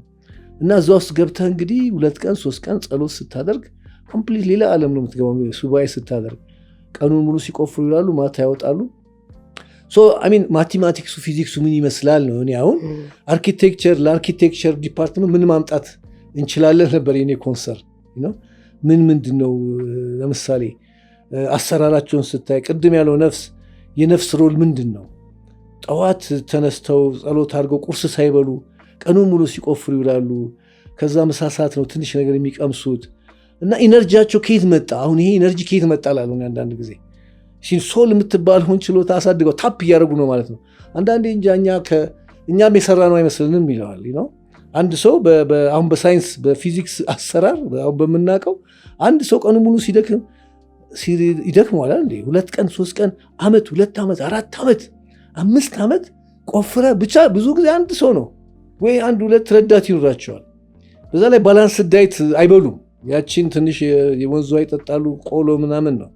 ዘ ኮንሴፕት ኦፍ ባላንስ ዳይት ራሱ ይጠፋባል። በጣም የሚያምሩ ሰዎች ሄልዚ ሰዎች ነው የምታገኘው። ምንድን ነው እነዚህ ሰዎች ትላለች። ያ አሁን ስለ ነፍስ ስለ መንፈስ ያለውን እንትን ታደርጋለህ። ችሎታ የአንድ ሰው ቁጭ ብሎ በመጸለይ በማሰላሰል ከማይታየው ዓለም ምን አይነት ኢነርጂ ሊያገኝ እንደሚችል የሚያሳይ ነገር አለ። ያሁን አንድ ክክ ምሳሌ ነው ተጨባጭ የሆነ ልክ እንደዚሁ ግን በሁሉም አቅጣጫ ብትሄድ የኢትዮጵያ የኢንዲጂነስ ኖሌጅ የምትላቸው አሁን ለምሳሌ አንዱ እንዳልኩ አርት ለምሳሌ ቆዩትን ስናይ አርት በስዕል ካየህ ስዕሉ ራሱ ከሌላዊ ዌስተርን ዓለም ቋንቋ የተለየ ነው። አይን የሚሳልበት ከለርና ለምሳሌ ክፉ ሰው ስትስልና ደግ ሰው ስትስል መልአክ ስትስልና ሰይጣን ብሎ ሲስሉት መልካም ነገር የሚያመለክትና መጥፎ ነገር እንትን አለ። የቀለም አጣጣሉ ሌላው ቀርቶ የቀለም አሰራሩ ኢማጂን ቀለም በዛ ጊዜ የዛሬ 500 ዓመት ቀለም እንዴት ይቀሙ እንደነበረ ከቅጠላ ቅጠሉ ከምናምኑ ከአፈር አይነት አድርገው ደቁሰው ብራና ፍቀው ብራናው ተለፍቶ ያ ብራና የተጻፈበት ገና አዲስ የተጻፈ ነው ይመስል የዛሬ 700-900 ዓመት ከተደበቀበት እያወጡ ያሳዩናል። አንዳንዴ ከስትግባባ ሉክ ብለው እንግዲህ ብዙ ጊዜ አክሰስ አይሰጡ ለእንትንም እንዳይጋለጡ ለእሳት ለአንዳንድ ነገር ከተደበቀ ቦታ አውጥቶ ያሳዩናል። እና እንዴት አድርጎ አጣጣል ስርዓቱን ስታይ አጻጻፍ ስርዓቱ ቀለም አሁን ዝም ብለህ አሁን በውጭ ሳይንስ ሰራ የምትባለው ቀለም ፀሐይ ላይ ስታወጣው ዝናብ ላይ ስታወጣው እንትን ይላል። ይሄ 700 ዓመት ቆይቶ ቀለሙ ገና ሻይን ያደርጋል። ኦርጋኒክ ከሆኑ ነገሮች ስለሚሰራ ማለት ነው። አሁን ፒያሳ አንዳንድ ወጣቶች አንድ እንትን ጀምረዋል። አንድ ያንን ጥበብ ለማሳየት የፖስታ ቤት ውስጥ ልጆች ምን ልል ነው እዛ ስትመጣ የአርት ፎርም በጣም በሚገርም ሁኔታ ታያለ። ያ ሙዚቃ በአጠቃላይ ከዳር እስከ ዳር ኢትዮጵያ ከዳር እስከ ዳር ያየ ነው። ማናቸው ትልቁ የሙዚቃ ሙላቱ አስታጥቄ ለምሳሌ የደራሽ አካባቢ ያለውና ያጠኑት አለ። የፔንታቶኒክ የኢትዮጵያ ራሱ በአጠቃላይ የሙዚቃ ቅኝታችን ስርዓቱ ለየት ያለ እንደሆነ ጥናት ያደረጉ ሰዎች አሉ። የሙዚቃው ስርዓት ራሱ ሙዚቃው እንዴት እንደተቀናበረ ለምሳሌ ብሎ ሌላው ቀርቶ በገና ያለውን የሳውንድ ሲስተም ያጠኑ ኢንጂነር አሉ። የነፍስ ላይ ወይም አጠቃላይ ኢምፓክት ያለው ሪሰንትሊ የሰማሁት እንደውም ሰርጀሪ ይቀጥል እንጂ አንዳንድ ጓደኞቼ በጣም ኢንተረስት አሳይቶ በበገና ላይ ከሐኪሞችና የበገና ደርዳሪዎች ተነጋግረው ኦፕሬሽን ስትደረግ ሰርጀሪ ሩም ውስጥ በጣም ንጹህ በሆነ ሁኔታ በገና እንዲጫወት ያ ወጣት አለሙ በገና የሚያስተምር ልጅ ማነው? አለሙ አጋ የሚባል እሳቸው ነበሩ። አንድ ወጣት አለ አሁን የሚያስተምር በገናን የሚያስተምር በገና ይሰራሉ። እየተስፋፋ ነው በነገራችን ላይ። ይጠፋ ካለ በኋላ እንደገና አሁን ብዙ ወጣቶች ፍላጎት አሳይተው የበገና ትምህርት እየወሰዱ ነው። በገናው በደንብ እየተጠና ነው እና ያለው የሪቨርቤት የማድረግ እንትኑ በሙዚቃ በሳይንስ ሲጠና ከምናውቀው የሙዚቃ እንትን ውጭ ነው። ስኬል እና ምናምን ውጭ ነው። እሱ ሄዶ ደግሞ እዚህ በአእምሮና በነፍስ ላይ የሚሰጠው ጤና መርገብገቡ የሚፈጥረው ጤና እያጠኑት ነው። ሶላስ ዋይ ሰርጀሪ እንትን ላይ ያው ሰርጀሪ ደንዝዝ ስትተኛ ነፍስህ ከሙዚቃ ጋር መነጋገር ትጀምራለች። ገና ራሷ ከሌሎቹ የተለየ ፓወር አላት ማለት ነው። ሌላ እንደቅድም ምዕራባውያኖቹ የማይሰጡን ግን እኛ ጋር ይሆናል። ግን አላሳደግነውም፣ በትምህርት በስርዓት ውስጥ አላስገባነውም። ቢገባ ግን የራሱ የሆነ ለውጦች አሉ። እንደገና አንድ ነገር ያስታወስከኝ እኛ ከኛ አልፎ ለመላው ዓለም ልናበረክተው የምንችለው እውቀት እዚህ ውስጥ አለ። አንዱ አርጊመንቴ ጥያቄ እሱ ነበር። እውቀት ዩኒቨርሳል ነው። ሴንስ ስትቀበለውና ስታሳድገው ዩኒቨርሳል ማለት ሰዎች ማለት የሰው ልምድና የሰው ፈጠራ ነው። ስለዚህ የውጭውም ዓለም ሌላው ዓለም ሊቀበለን የሚችል የእውቀት አስተሳሰብ ያሰራር ስርዓት አለ ማለት ነው። እኛም ልክ እንደምንቀበለው በእውቀት ዓለም ውስጥ ትራንሳክሽናል ማለት ነው። እኛ ብቻ ተቀባይ ሆነ ዘላለም እየተሰጠህ ቅድም እንዳልነው ይሄ አይፎኑ ምናምን እንደምንከተለው ሳይሆን ከዛም ትቀበለ ከዚህም ደግሞ ትሰጣለህ። በጤና አሰራር ካየኸው የእንትን ሕክምና የባህል ሕክምና እኔ ያው ዩኒቨርሲቲ ማስተማር ከጀመርኩ በኋላ ከዛ ከካናዳ ተመልሼ ራሱ ዲፓርትመንት አካባቢ ይሄ አገር በቀል እውቀት ምናምን አይነሳም ነው ዩኒቨርሲቲ ውስጥ ብዙ አይነሳም ትናይልም እና እንደውም አንዳንድ ተማሪዎች ኢንተረስት በኋላ እያስተማርኩኝ ምናምን እያልኩ ሲሄድ ርዕስ ይዘው ሲመጡ አገር በቀል እውቀት ይህን ዞር በሉ ማን ይቀበላል ይባሉ ነበር። አሁን ግን እንትኑ ኢንተረስቱ እየጨመረ የተወሰኑ ልጆችም በአንዱ ለምሳሌ የሸኪቾ የማቴማቲክስ ባህል አጥንቷል።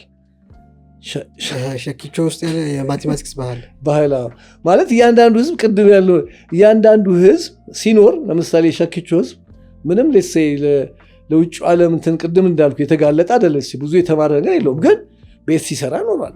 አዝርት እየሰራ እንትን ሲኖር ምግብ ሲሰራ ኖሯል። እና ማቴማቲካሊ አያስብም ብለህ እንዴት ታስባለህ? ፊዚክስ እንዴት የለውም ብለህ ታስባለህ? ስም ሰጠ ነው እንጂ ሆሊስቲክ የሆነ ኑሮ ራሱን ሳያክም አልኖረም። እና በጣም ኢንተረስቲንግ በኋላ ልጁ ሲያጠና እውነት የሚገርም ግኝቶች አገኘና አንድ የሳውዝ አፍሪካ ፕሮፌሰር ነበር የመጨረሻ ቴሲሱን የፈተነው። ኤክሰለንት ነው የተሰጠው ከከፈቹ የተገኘ እውቀት። አንደኛው ደግሞ እኔ ራሴ አድቫይዝ ያደረግኩት በዋና አድቫይዘርነት የምዕራብ ሐረርጌ የህክምና ባህል ህክምና እኛ ህክምናውን እንደ አሰች እንትን ማጥናት ሳይሆን ህክምናውን ፔዳጎጂው እንዴት ነው እውቀት ጀነሬት የሚያደርጉት፣ እውቀቱ እንዴት ነው የሚያስተላልፉት፣ ፍልስፍናው ምን ይመስላል የሚለውን የእንትን ፓርት አጥንቶ ነበርና አሜዚንግ ነው። ስለ ሰው ያላቸው አስተሳሰብ፣ ስለ ሰው ያላቸው ፍልስፍና ዝም ብለን እኛውን ሳይንስን ስለተቀበል ሳይንስ ሰው አይደለም ትላለች እኩለ። ግን እነዚህ የባህል መድኃኒት አያውቁም የምትላቸው ዝም ብሎ ምናምን የምትላቸው በመጀመሪያ ደረጃ ኢቨን ኤክስፐሪመንት ያደርጋሉ። የቀመሙትን ነገር ቀጥታ ለሰው አይሰጡም፣ ለድመት ላይ ምናምን ነው የሚሰጡት። እዛ ላይ የሚያመጣውን ኢምፓክት ያሉ በአንድ ጊዜም ኦቨርዶዝ ምናምን ይሄ እንትኖች የፈጠሩት ነገር ነው። ባይዘው ወይ የፋርማሲካል እነዚህ ካምፓኒዎች የውጭ ካምፓኒዎች እና መድኃኒት ሻጮች የፈጠሩት ነው እንጂ ሬር ነው ምልህ። እሱማ ሆስፒታል ሰው ገብቶ ይሞታል አይደለ? በባህል መድኃኒት ታዋቂ ምጅ እኮ አንድ ሰው ሊሞት ይችላል። ግን አብዛኛውን ካየ ግን ሳይንሳዊ ነው በእንትኑ በአሰራሩ እና ቀስ በቀስ ነው ዶዙን እየጨመሩ ነው የሚወስዱ። በአንድ ጊዜ ሰጥቶ አይገሉም። ዶዙን ቀስ በቀስ እየጨመሩ ኢምፓክቱን እያዩ ነው የሚሄዱት። ሁለተኛ እንዳልኩ በፊት ኦልሬዲ ቴስት ተደርጓል። ሶስተኛ ኢቨን እንትኑ ስፒሪቹዋል ነው ፕሮሰሱ። ጠዋት ተነስተው ጸሎት አድርገው እንደዚህ ሄዶ የሚቆረጠው የሚቀመመው ነገር ሁሉ በክብር ነው። ምክንያቱም ሰው ኖብል ነው የሚለውን በጣም እንትን ያደረገ ነው። ሆሊስቲክ ነው ስላለን ደግሞ ቅድም አንድ ሰው ዝም ብሎ ቅጠላ ቅጠል ብቻ ቀመም አይደለም የሚሰጡ። ቂም ካለህ ቂምህን ተው፣ ይቅርበል፣ አይጠቅምህም። ነፍስንም አብሮ ያክማሉ፣ ስጋም ብቻ አይደለም። የዚህ የባህል መድኃኒቱ ያ አጥንቶ ኦልሬዲ ፒኤችዲ ተመርቋል ልጁ ጨርሶ እና እንደዚህ እየተስፋፋ ነው ነው። አሁን እንግዲህ በእርሻ ከሄድክ ኮርስ በእርሻ እንደውም በጣም ኢትዮጵያ በታሪክ አንዳንድ የእህል ግኝቶችን ያገኘች ዶሜስቲኬት ያደረገች ከጤፍ ጀምሮ ነች። እንስሳትን ዶሜስቲኬት ማድረግ ከጀመሩ ሀገሮች የመጀመሪያዋ ነች። በእርሻ ካለን እውቀት በአፋር አሁን ብዙ ጊዜ በአጠቃላይ በ3 ወይም በ4 ልትከፍሎ ትችላለህ የሀገር ባህል እውቀትን ስታነብ መጽሐፍቶቹን። አንዱ ሰው ከመጀመሪያ ከፈጣሪው ጋር ያለውን ግንኙነት ነው በጣም አጥልቀው የሚናገሩት።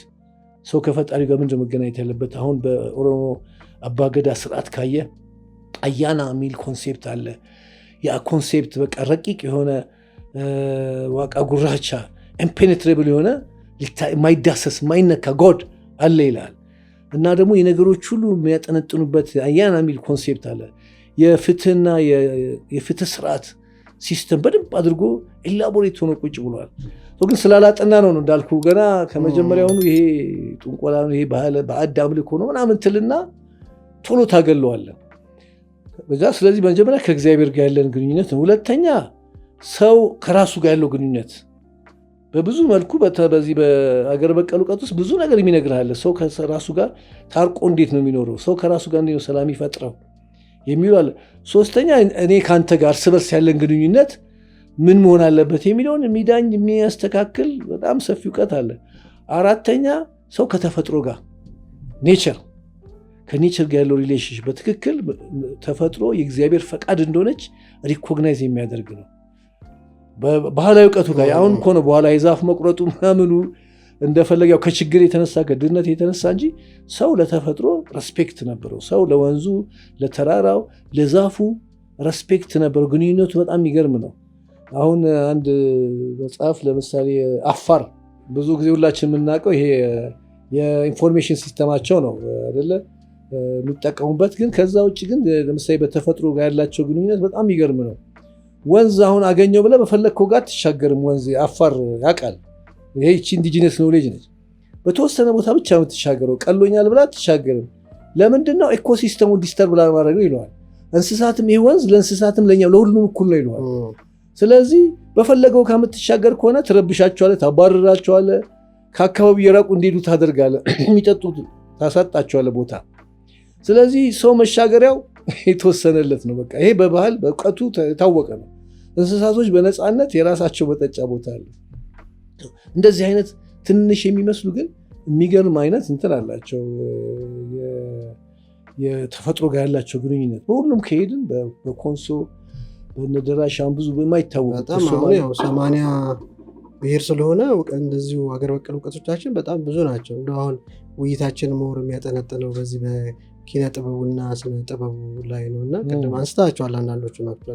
አሁን ለምሳሌ እንትንን ብናይ ቅድም አንስተነው ነበር፣ አዝማሪን ብናይ አዝማሪና አንድ ማሲንቆ ብናይ እንግዲህ ማሲንቆ ማለት በጣም ቀላል የሆነ ሶፊስቲኬትድ ያልሆነ ግን በጣም የሚገርም ሙዚቃ የሚያወጣ የማን ነው? የኛ። እዛ ውስጥ ደግሞ ቅድም እንዳልኩ ፊዚክሱ አለ። ለምን እዛ ውስጥ ሳውንድ አለ፣ ስለ ሳውንድ ፒች አለ ምናምን። እዛ ፊዚክስ ዲፓርትመንት አስገብተህ ብታጠናው ማትስ አለው እዛ ላይ፣ ስለ ቮሊዩም፣ ስለ ጂኦሜትሪ አለ። እንዴት ነው ከርቡ፣ ምን አይነት ከርቭ መሆን አለበት ምናምን የሚለው ማትስ ላይ ነው። ላንጉጅ ላይ ደግሞ ቋንቋ ላይ ብንሄድ ደግሞ አዝማሪው የሚያወጣቸው ግጥሞቹ፣ ስቶሪ ቴሊንጉ ምናምን እነዚህ ሁሉ ተማሪዎቹ ላይ የሚያመጣው ለውጥ አለ። እንዴት አድርጎ መናገር እንዳለባቸው፣ እንዴት አድርገው ግጥም መጻፍ እንዳለባቸው በአንድ አሁን የምነግርህ በአዝማሪው ላይ ብቻ ነው። ኬሚስትሪ አለ።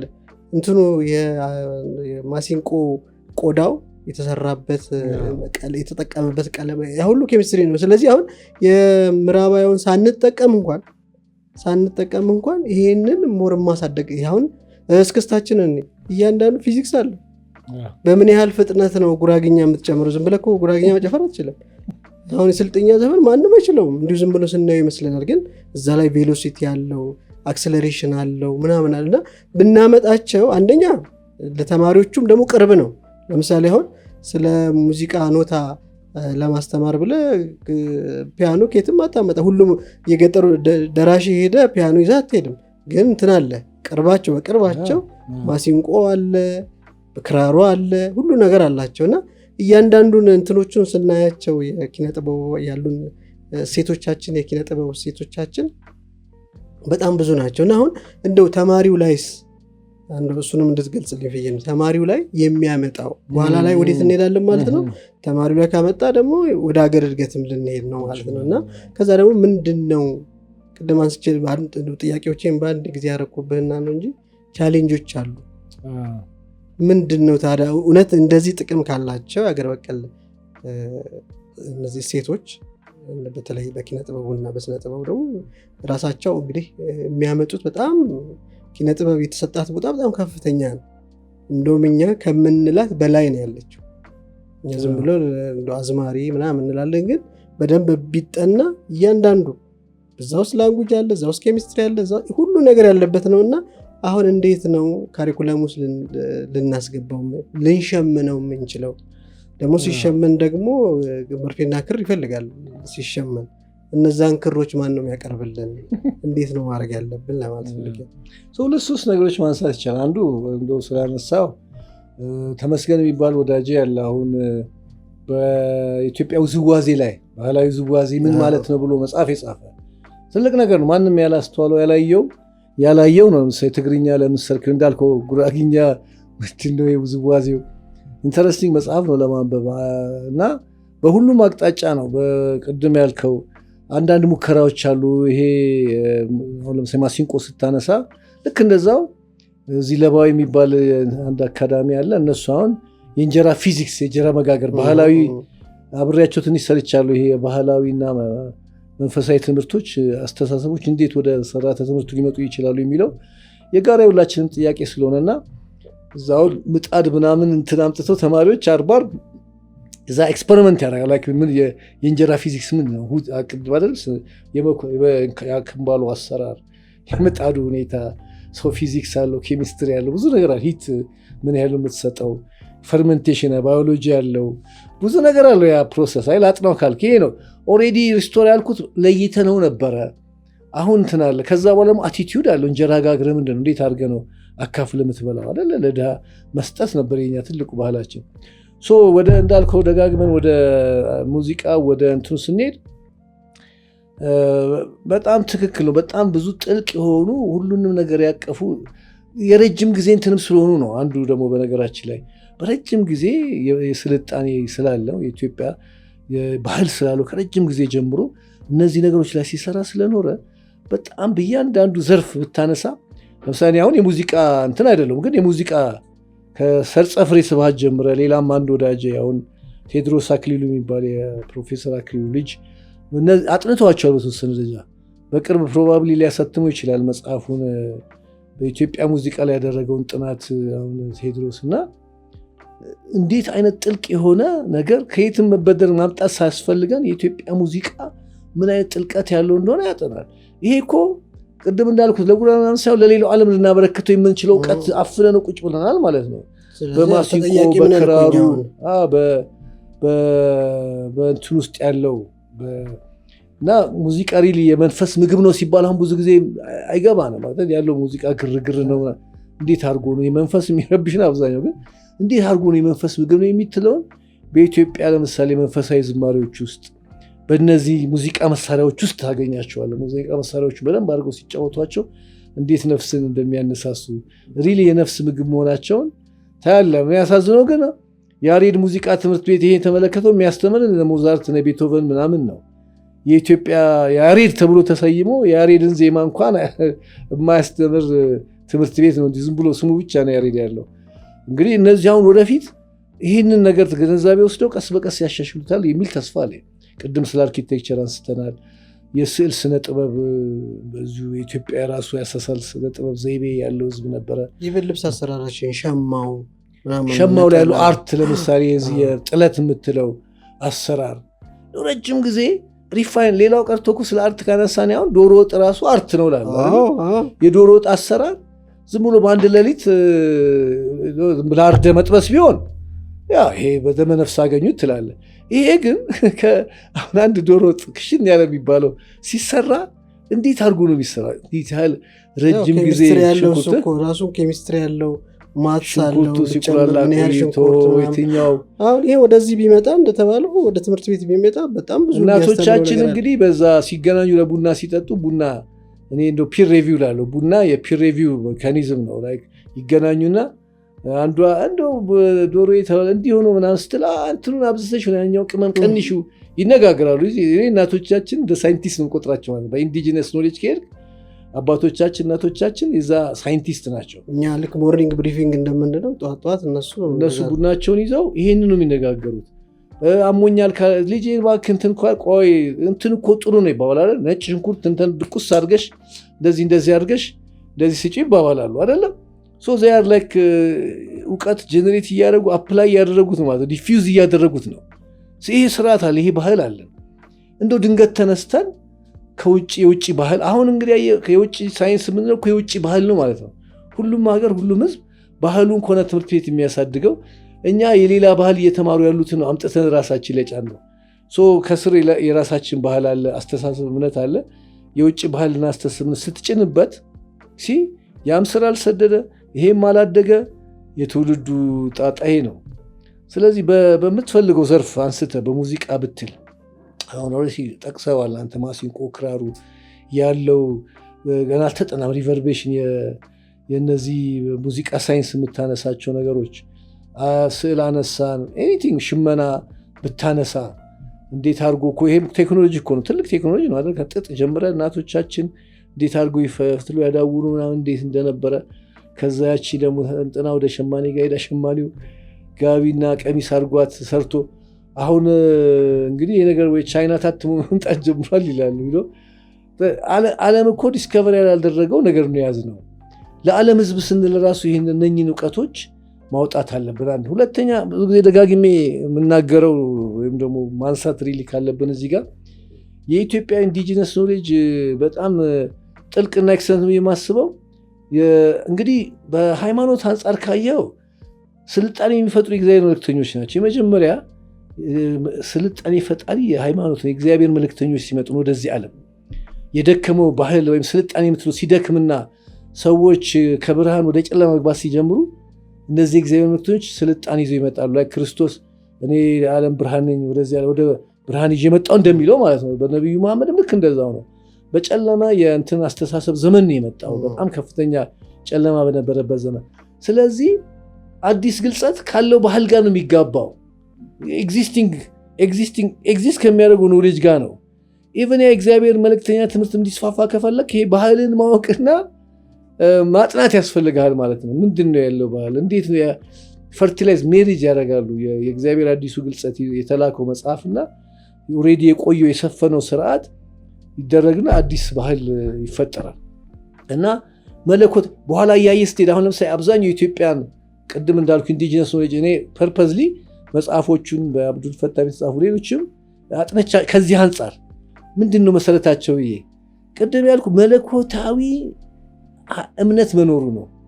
ይረሳ እንጂ አሁን ኢቭን ለምሳሌ አባገዳ አየው መጽሐፍ ቅዱስም ቁርአንም ስላልተጻፈ ወይም የተጻፈ መጽሐፍ ስለሌለው እንዲሁ ሰዎች ተሰብስበው የጻፉት ይመስለናል። ግን በአሰራር ሆሊስቲክ ከመሆኑ አንጻር ስታየው ከየት አመጣው ኮንሴፕት ኦፍ አያና ታዲያ የዋቃ ጉራቻን ከየት አመጣው? አት ሰም ፖይንት አንድ የእግዚአብሔር መልእክተኛ አስተምሮት ወይ አልተጻፈም ማለት በደንብ ዶክሜንትድ አልሆነም። በቃል ነው ሲወራረስ የመጣው አስተሳሰቡና አሰራሩ። ያው ከምንጩ እየራቀ ሲሄድ ሁሉ ነገር እየተበረዘ እየተከለሰ ይሄዳል። የአባገዳ ብቻ በሙሉ በደቡብ ወደ ውስጥ ያሉትን ስርዓቶች በሙሉ ስታይ የነ ደራሼ የነ ኮንሶ ምናምን የሚባሉት ባህሎች እያጠና ስትሄድ በቃ የሰው አሁን ምርጫ እንኳን ሲመረጥ ለምሳሌ አስተዳደር ሲመረጡ ዝም ብሎ እሺ ብሎ የሚቀበል የለም። ዳኛውን እንትኑን ምናምን መሪውን ሲባል አልቅሶ ነው ቆላስብበት ብሎ ነው የሚያስከትለው መስዋዕትነት ያውቃል። ፈሪሃ እግዚአብሔር አለ አይደል? ሰው የሚታሰበው በዛ ብሎ ነው። መጨረሻ ላይ ይሄ ሰው እግዚአብሔር የሾመው ነው። በቃ በሰው ምርጫም እንኳን ምናምን ቢሆን ያ ዲቫይን ነገር አለው፣ የነፍስ ነገር አለው። አርት ደግሞ ልዩ የሚያደርገው ለነፍስ ቀጥታ ይናገራል። አሁን አርት አምሹር ለይታ አርትን ያወጣው ፕሮባብሊ የተለየ ጸባይ ስላለው ምንድነው የተለየ ጸባይ ስትለው የሙዚቃን በለው ስዕል በለው ሌሎች ከአርት ጋር የተያዙ ነገሮች በሙሉ ቀጥታ የሚነጋገሩት ከነፍስ ጋር የነፍስ ቋንቋ ናቸው። እነዛ አቅራቢዎች ሙዚቃ የሚያቀርቡ ሰዎች ስለ የሚስሉ ሰዎች የነፍሳቸውን ነው ከውስጥ አውጥተው የሚስሉት። ኢንስፒሬሽን ነው። ኢቨን በአእምሮ በናምን ጓዳ ያለ ነገር አይደለም። ኢንስፒሬሽን ነው። በጣም ረጅም እና ብዙ ምሳሌ የምሰጠው የያሬድ ራሱ ነው። ሂስቶሪካሊ ኢትዮጵያ ትልቅ እንትን ያለው ለምሳሌ በዜማ ካየው ግን ተራውን አዝማሪ የምትላቸውን ሰዎች ከየትም ቁጭ ብሎ ግጥም ጽፎ አይደለም ከልምድና ኦልሞስት የመለኮታዊ ኢንስፒሬሽን ነው። በቃ ለምን ቅድም ያልነው ሙዚቃ፣ ስዕል፣ ሌሎች የአርት ፎርምስ በሙሉ ስታይ ይሄ ነው። ለዛም ደግሞ ለሂሊንግ ደግሞ የሚጠቅሙት እያንዳንዱ በሽታ ካየነው በነፍስና በስጋ መካከል የሚገባ መጋረጃ ነው። በሽታን ማዳን ማለት እዛ ነፍስ ችሎቷ እንዳታንጸባርቅ ያረፈበትን አቧራ መወልወል ማለት ነው ሂሊንግ። እና አሁን ሙዚቃን ካየው ስዕል እንደዚህ ጥልቅ ነገሮች በምታይበት ጊዜ ያ አቧራ የመጽዳት ችሎታ አለው። ነፍስ በሙሉ አቅሟ እንድታበራ የማድረግ አቅም አለ። የውጭው ዓለም ጃኮቢስ የተባለ በዚህ ልጨርስልህ እንዳለ ጃኮቢስ የተባለ የጣሊያን ጸሐፊ እዚህ መጥቶ ትንሽ አጥንቶ ደፍተራ የኢትዮጵያ ደፍተራ ከዚህ ከአውሮፓን በሚድ ሴንቸሪ ነው እንግዲህ ከኢትዮጵያ ዶክተሮች ይበልጣሉ አለ። ምክንያቱም የፊዚካልና ሜታፊዚካል የመለኮታዊና የምድራዊ እውቀት አውቀውታል፣ አሰላስለውታል፣ በጋራ ያውቁታል አለ። የአውሮፓ በዛ ጊዜ ኦልሞስት ወደ ምድራዊ እውቀት እያደሉ ነው እና ፕሮባብሊ ዶክተር የሚለውም ቃል ደፍተራ ከሚለው ሳይሆን አይቀርም የመጣው ይላል። ሃይስት ሌቭል ኦፍ ኤጁኬሽን በውጭ ዓለም የተሰጠው እና ልክ እንደዚህ ነው። ሌላውም ዓለም ሌላውም የኢንዲጂነስ ኖሌጅ የምትለው ስፒሪቹዋል እና ፊዚካል ኮምፖነንቱን የአንድን ነገር ያውቀዋል። ቅድም እንዳልኩ ማሲንቆ ሲሰራ ዜማው ምናምን ለነፍስና ለአእምሮ ያለውን ኢምፓክት ያውቃሉ። ግን በፊዚክስና ኬሚስትሪ ደግሞ የትኛውን ጥሩ ድምፅ የሚሰጠው ብሎ የፈረስ ጭራውን እንትን አድርገህ አስተካክለ ቆዳዋን በምናምን አለስልሰ ወጥረህ ከዛ በጣንም አንዳንዴ እንትን ያደርጓታል። ያ ፊዚክሱ እንዳልከው ቁመቱን ምናምን ደጋኑን ሁሉ አስተካክለው ኢቨን እንትን አለ እኮ ጂኦግራፊም ትምህርት እዛ ውስጥ አለ። ለምሳሌ ያ ቆዳ ከየት ነው የሚገኘው ቦታ ሁሉ ታያለ። ብቻ ኦልሞስት በአንዱ እንትን ውስጥ በሙሉ እዛ ውስጥ ኢምቦዲድ የሆኑ ናቸው። እና እንደሁን እንደ ውይይታችንም እንትን እያለን ስለሆነ አሁን ዋናው ዓላማው ኮል ቱ አክሽን ነው። ታዲያ ምንድን ነው ማድረግ ያለብን? ምንድን ነው እንደ ግለሰብ፣ እንደ ማህበረሰብ፣ እንደ ተቋማት ምንድን ነው ማድረግ ያለብን? ስለዚህ ከነገ ጀምሮ ይሄ ነገር እውነትም ሀገራችን የነበረችበት ታላቅነቷ እንደገና ተመልሶ እንዲመጣ እኛም ደግሞ ያለንን እውቀት ለዓለም ደግሞ እንድናበረክት ለዓለም እድገትም ለእኛም እድገትም አስተዋጽኦ እንዲያደርግ ተኝተናልና እንዴት ነው የመንቂያ ደውላችን ምንድን ነው መሆን ያለበት? ስለዚህ እንደ ግለሰብ ምን መደረግ አለበት? ተቋማት ምን መደረግ አለባቸው? ማህበረሰብ ውስጥ ምንድን ነው ማድረግ አለበት? አለበለዚያ ዝም ብሎ አውርተን ጥሩ ነው እንሄዳለን እና ምናልባት በዚህ አጋጣሚ ተመልካቾቻችንም በሶስቱም ደረጃ ላይ ሊገኙ ስለሚችሉ እንደ ግለሰብም አሉ፣ እንደ ማህበረሰብም አሉ፣ እንደ ተቋምም አሉና እንደው የምትሰጠው ሀሳብ የሚለው እንግዲህ አንዱ ያው በመጨረሻ የጻፍኩት አርቲክል አለ ራሱ ኦንላይን ፕሮባብሊ አቬይላብል ነው። የሬዚስታንስ ምን እንቅፋቶች ናቸው ቅድም ጠቀስ አድርገው እነዚህ የኢትዮጵያ እንትኖች ብናመጣቸው ምንድን ነው የሚከለክሉት ብዬ ራሴም ጥናት አድርጌያለሁ። አንዱ ትልቁ ሰፍኖ በጣም አስቸጋሪ የሆነው ይሄ የሴኩላሪዝም የመንግስት የሃይማኖትና የመንግስት የሃይማኖት ፖለቲካ የሃይማኖትና የትምህርት መለያየት የሚባል ነገር ነው። እንደ ትልቅ ፍልስፍና ይዘ ነው ግን በደንብ አልተረዳ ነውም ሴኩላሪዝም ራሱ አሁን። ስለዚህ መጀመሪያ ፖሊሲ ሜከርስ ሆኑ ወይም አቅም ያላቸው ሰዎች በየትምህርት ቤታቸው ሴኩላሪዝም ማለት ምን ማለት ነው የሚለው መከለስ አለባቸው ይመስለኛል። ኦሪጂናል አስተሳሰቡ ሃይማኖቶችን እኩል ማየት ነው እንጂ ሃይማኖቶችን ማጥፋት አይደለም። ወይም ደግሞ መንግስት ሃይማኖት የለውም ማለት ነው። አንድ ሴኩላር ገቨርንመንት ስንል መንግስት ሃይማኖት የለውም፣ እስላሙም ክርስቲያኑ ለእርሱ እኩል ናቸው ነው። እንደ መንግስት የራሱ ሃይማኖት የለውም። ድሮ ኦርቶዶክሳዊ መንግስት ትላለ፣ ወይም እስራኤል የጁዊስ ስቴት ትላለ፣ ወይም ኢራን ስትሄድ የእስላም ስቴት ነው። ስለዚህ ፕሮባብሊ የኢትዮጵያ መንግስት የራሱ ሃይማኖት የለውም፣ ግን ሃይማኖትን ያከብራል። ኦርቶዶክሱ እንደ ኦርቶዶክስ፣ ሙስሊሙ እንደ ሙስሊም፣ ካቶሊኩን ባህዩ እንደ ባህዩ ያከብራል። ስለዚህ ትምህርት ቤት ውስጥ ደግሞ እንዴት አድርጎ ሊመጣ ይችላል? ለምሳሌ ሪሊጂየስ ኤጁኬሽን ጋና ውስጥ ብዙ ሀገር ይሰጣል። ሪሊጂየስ ኤጁኬሽን መሰጠት አለበት ትልቁ ነገር። ምክንያቱም ሪሊጅን ስለ ነፍስ በቅድሚያ የሚያወራው ሳይንስ ሳይሆን ሃይማኖት ነው። ስለዚህ በየትምህርት ቤቱ የሃይማኖት ትምህርት መጀመር አለበት። አንዱ የሌላውን ሃይማኖት ማስጀመር አለበት። ኢኒሻሊማ እንግዲህ እሱ ስቴክሆልደር ስትመጣ ታዋቂ ሰዎች አሉ። መንግስት እንደ ፖሊሲ ሜከር ዋነኛው ባለቤት እሱ ነው። ወላጆች አሉ፣ ተማሪዎች አሉ። እነዚህ ሁሉ የካሪኩለም ስቴክሆልደርስ የምትላቸው ኢምፕሎየርስ አሉ። እነዚህ ራሱ ከካሪኩለም ዲቨሎፕ ራይተርስ አስተማሪዎች ምናምን ጨምረህ እነዚህ ሁሉ ግፊት ማድረግ አለ በየአቅማቸው በየሚችሉት። አሁን ወይም ለምሳሌ እንደ መምህርነቴ ብቻ ሳይሆን ሪሊ አድቮኬት ያው እንደ ሚዲያ እንደማቀርበው ከብዙ ሙግት በኋላ በተወሰነ ደረጃ ለምሳሌ የመጀመሪያ ጊዜ የኢትዮጵያ ሮድማፕ ኦፍ ኤጁኬሽን ላይ ስፒሪቹዋል የሚል ቃል ገብቷል። በቅርብም ደግሞ የወጣው የመጨረሻው የኢትዮጵያ የትምህርት ፖሊሲ መንፈሳዊ የሚል ቃል ገብቷል። ለመጀመሪያ ጊዜ ከረጅም ጊዜ በኋላ ሰው የመንፈሳዊ ነው የሚል ኢምፕሊኬሽን ያለው መንፈሳዊ ስንል ምን ማለት ነው? አሁን እሱን ታዲያ ወዴት እናወርዳለን? ፖሊሲው ከደገፈን ፖሊሲው ሰው መንፈሳዊ ነው ካልን እኔ አሁን እንደ ትምህርት ቤት የሆነ ትምህርት ቤት ቢኖረኝ ማለት ነው የሆነ ቦታ ቢኖረኝ ይሄን ፖሊሲ እንዴት ልተገብር ይችላለሁ? ምን ማለት ነው ታዲያ? መንፈሳዊ ሰው እንዴት መንፈሳዊ ልናደርግ? መንፈሳዊ ትምህርት ሊሰጥ ይችላል። ምናልባት ቁጭ ብሎ ወላጆችን መወያየት ያስፈልግ ይሆናል። ከየሁሉም ሃይማኖቶች ነው ብንወስድ ነው የሚሻለው ወይ ሁሉም ሰው ደግሞ ሃይማኖትን ይማር? ትምህርት ቤት የየራሱን ሃይማኖት አለ አይደል? አሁን ዝም ብለን በድፍኑ ነው አይደለ? ክርስቲያን ሆኜ ስለ ክርስትና በደንብ አላቅም፣ እስላም ሆኜ ስለ እስልምና አላቅም።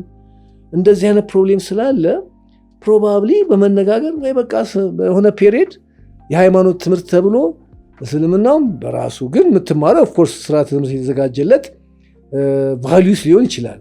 ክርስትናም እንደዛ ሁሉም አልማርም ያለም ትተዋለ፣ ችግር የለም። በዛ ጊዜ ስፖርት ሊጫወት ይችላል። የግድ ደግሞ አትጭንበትም። ወይ ደግሞ ከሁሉም የተውጣጣ ጎልደን ሩልስ እንደምንለው ወርቃማ ህጎች ምንድን ናቸው? ትምህርት ሚኒስቴር ከዚህ በፊት አስጠንቶ አስቀምጦታል። አንዱ ከሌላው ጋር የማይጣረሳል አይደለ? የጋራ ትምህርቶች ምንድን ናቸው? አንዱ ሌላው እንዲያውቅ የሚፈልገው ከየሃይማኖቱ እንዲከበር የሚፈለግ ምንድን ነው የሚል ሪሊጂየስ ኤጁኬሽን ብዙ ኤክስፒሪየንስ አለ ሌላም ሀገር። ስለዚህ እሱም ማስጀመር እንችላለን። ሁለተኛ ዩኒቨርሲቲ ማለት ዩኒቨርሳል የአስተሳሰብ ፍሪደም መስጠት አለብን። አሁን ባለው ኢትዮጵያ እንትን ቸርች እንኳ እንትን ሲምቦል አታርጉ ተብሎ መከራ የሚያዩበት ሁኔታ አለ። በቃ ልጆች መስቀል እዚህ ላይ ሲታይባቸው ወይ ቸርች ደርሶ ሲመጡ ፍሪደም ኦፍ ሪሊጅን እየጠፋ መጥቷልና ዩኒቨርሲቲዎችን በተለይ ነፃ አውቶኖሚ ተጀምሯል። በአዋጅ ደረጃ ወጥቷል። 100% እንትን ነው ባልን ትልቅ እርምጃ ነው። ዩኒቨርሲቲዎች አውቶኖሚ ከተሰጠ ዩኒቨርሲቲዎቹ ደግሞ በዛው መጠን ለተማሪዎች አውቶኖሚ ይስጡ። ቫዮለንስ ሳይኖረው ሰው የሌላውን መብት ጠብቆ ውይይት ይኑር፣ ክርክር ይኑር፣ ሪሊጂየስ ስታዲስ ይኑር። ለቴዎሎጂ ብቻ አይደለም የምትሰጠው ያለው፣ ምክንያቱም ያ የነፍስ ጉዳይ ነው ብለናል አይደል? ከዛ በኋላ ደግሞ እንደነዚህ አይነት የተደበቁ እውቀቶችን እያመጣን እንወያይባቸው፣ እንነጋገርባቸው። ቅድም እንዳለው ይሄ ደብተራ ብለህ ከምታባረረው ደብተራ ብቻ አይደለም እኮ በየቦታው እነዚህ ሀገር በቀል እውቀት ያላቸው ሰዎች አሁን ቀስ በቀስ እየተገለሉ እንዲሄዱ ተደርጓል። የሀገር ባህል መድኃኒት አዋቂዎች ባለፈው ኮቪድ ጊዜ የግድ ሁኔታ አስገድዶ ትንሽ መቀራረብ ተጀምሮ ነበር። ለምሳሌ የኮቪድ መድኃኒት አለን ስላሉ እንደውም አንዳንዶቹ ኢንክሉዲንግ ሐኪም አበበች ይሄ እኮ ምንኛ የምናውቀው ነው፣ ምንም ለኛ አዲስ ነገር አይደለም እና መፍትሄውም በእጃችን አለ ብለው እና ጤና ጥበቃ ያኔ በድንጋጤ በደስታ ተቀብሎ የተወሰነ ሌቭል አስኪዶት ነበረ። ሪሰርች አድርገው ተቀብለው መልሶ ለህዝብ ለማቅረብ ግን አት ሰም ፖይንት ሲደርስ ኮቪዱም ቀለል እያለ ሲሄድ አየ የእንትኖች ሁልጊዜ እነዚህ ካፒታሊዝም ቅድም ኢምፔሪያሊዝም ያልካት አሁን ትመጣለች። እኛ ቀን የሰፋ ማታ ይቀዱታል ያልከው ተገላቢጦች ነው። አየኸው ቀላል ከቀላል ኃይል ጋር ነው። አንዱ እሱ ነው። ከሴኩላሪዝም ፍልስፍና ቀጥሎ አሁን ሰፍኖ ያለው አስተሳሰብ ቀላል እንዳይመስል ራሳችን እንኳን የራሳችን ጠላትን አንዳንዴ ሳስበው አሁን ይሄንን ዝም ብሎ እንደንትን የሚያዩት ምሁራን አሉ። በቃ ለውጭ ዓለም ሳይንስ በጣም ከመገዛታቸው እውቀታቸውና ኑሯቸው እዛ ላይ ከመመስረቱ የተነሳ ወደኋላ መመለስ ይመስላችኋል። ሄደ ገጠር ያለውን እውቀት አምጣ፣ የገጠሩ እውቀት ተጠቀምበት ስትለው የእሱ ፕሮፌሰርነት የእሱ ሳይንቲስት የሚቀር ይመስለዋል። ስለዚህ ሬዚስታንስ አለ። አዋቂ ሆኜ መቅረት ነው የምፈልገው እኔ ብቻ አዋቂ ብዬ ስለማስብ አትክልት የተመለከተ እዚህ አንድ ገጠር ያለው ሰውዬ ስለ አትክልት የሚናገሩ መስማት አትፈልግም። ይህ ትልቅ እንቅፋት ነው። የተደራጀ ሲስተም አለ። ሶስተኛው ትልቁ እንቅፋት እርዳታ፣ የውጭ እርዳታ ነው። ትልቅ እንቅፋት ሆኖ የማገኘው ለምን መሰለ? እያንዳንዱ እርዳታ በተለይ የኢትዮጵያ የትምህርት ሴክተር ከፍተኛ እርዳታ ነው የሚያገኘው እና ትምህርት ሚኒስቴር አካባቢ ስትሄድ በቃ የሌለ የረጂ አይነት የለም። ዋናው ኦፍኮርስ ዩኤስኤድ አለ፣ የጃፓኑ ጃይካ አለ፣ የእንግሊዙ የዴፊድ አለ፣ የስዊድኑ ሲዳ አለ፣ የካናዳው እንደዚሁ የኢንተርናሽናል ዲቨሎፕመንት ኤጀንሲያቸው አለ፣ ኖርዌይ ኖራድ አላቸው። በሙሉ በዙሪያ አሰፍስፈዋል የትምህርት እርዳታ ለመስጠት ማለት ነው። ምንድነው ውስጡ ገብተህ ስታየው ያለውን ሲስተም ስታትስ ኮ ሜንቴን ማድረግ። እነዚህ ኢንዲጂነስ ኖሌጅ ይምጣ ምናምን ስትላቸው ብዙም እሱ ድጋፍ የለው። ስታትስ ኮ የሚያናጋ ከሆነ አይሆንም። ልክ አሁን ያለውን የቅድም ኢሚግሬሽን የሚያበረታታውን ፈጠራ ማያመጣውን እሱን በብዛት እርዳታ ያገኛል። ስለዚህ እርግጥ እርዳታ ይቁም ብለህ መናገርም ባችል ኢትዮጵያውያን ያን የሚመጣውን እርዳታ እንዴት አድርገው የሀገሪቷን ትምህርት አጀንዳ አብሮ ባይቀበሉ፣ ለምሳሌ ይህን እንድታደርጉ በግድ ይህን አድርጉ። እኔም ብዙ ጊዜ የደጋገመ ያጋጥመኛል። በቃ ወርልድ ባንክ የሰጠው ብር አለ እንዲህን አድርግ ይላሉ። አሁን ክረምት ላይ እንደዚሁ ለምሳሌ አንድ ስልጠና ተጠርቼ ዩኤስኤድ ምናምን የሰጠው ከጀርባው ነጮች ሁሉ አብረው ቁጭ ብለው ነበረ እና እኔ በምክትል ሚኒስትሯ ፊት የተናገርኩት ነገር ነበረ። አሁን ይደረግ የምትሉት ነገር እኔ ዘ ላስት 6 years መምህራን ሳሰለጥንበት ነበር። ይሄ አሁን የሚባለውን ይደረግ የምትሉት 6 years ሳሰልጥኜ ለውጥ የሌለበት ምክንያት ትምህርት ቤት ውስጥ ያሉ ነገሮች መሻሻል ያለባቸው ሌሎች ነገሮች አሉ፣ ፕሪኮንዲሽንስ አይደል?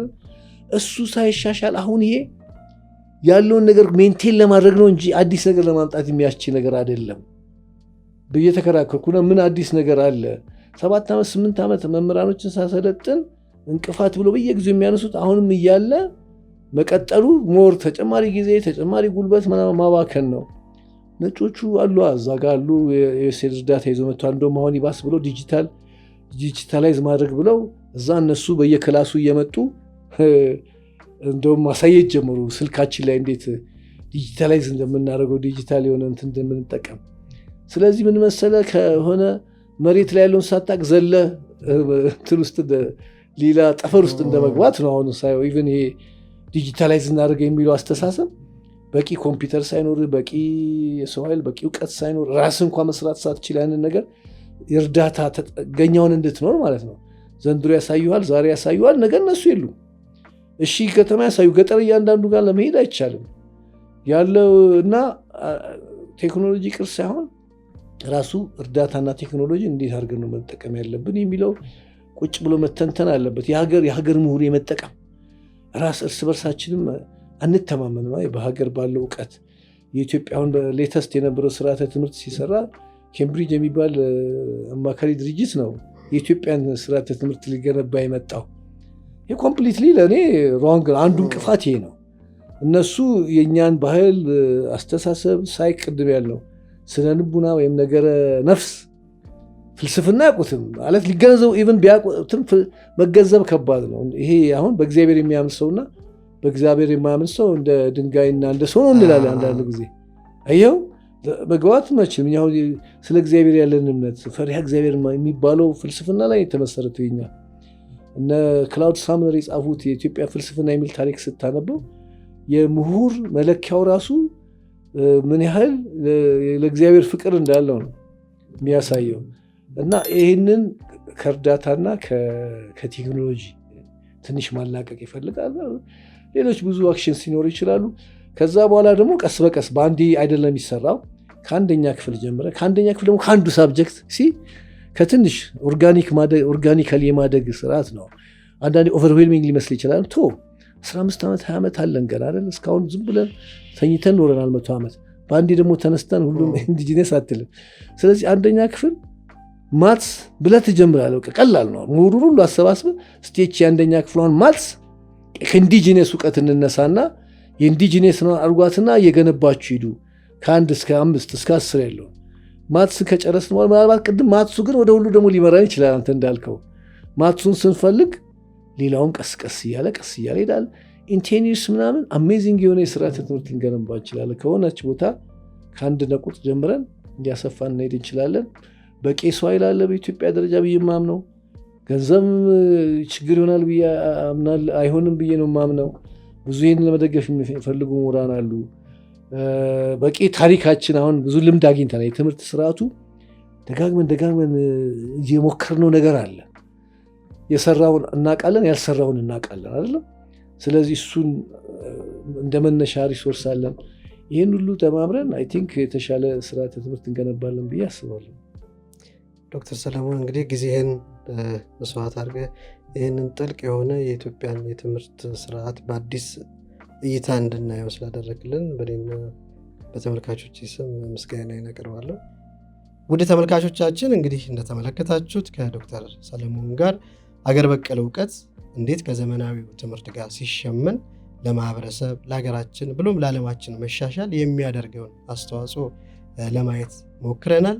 እናንተም በሀሳቡ ደግሞ የራሳችሁን አስተያየት ደግሞ ካላችሁ በኮሜንታችን ላይ ብጽፉልን እንወዳለን።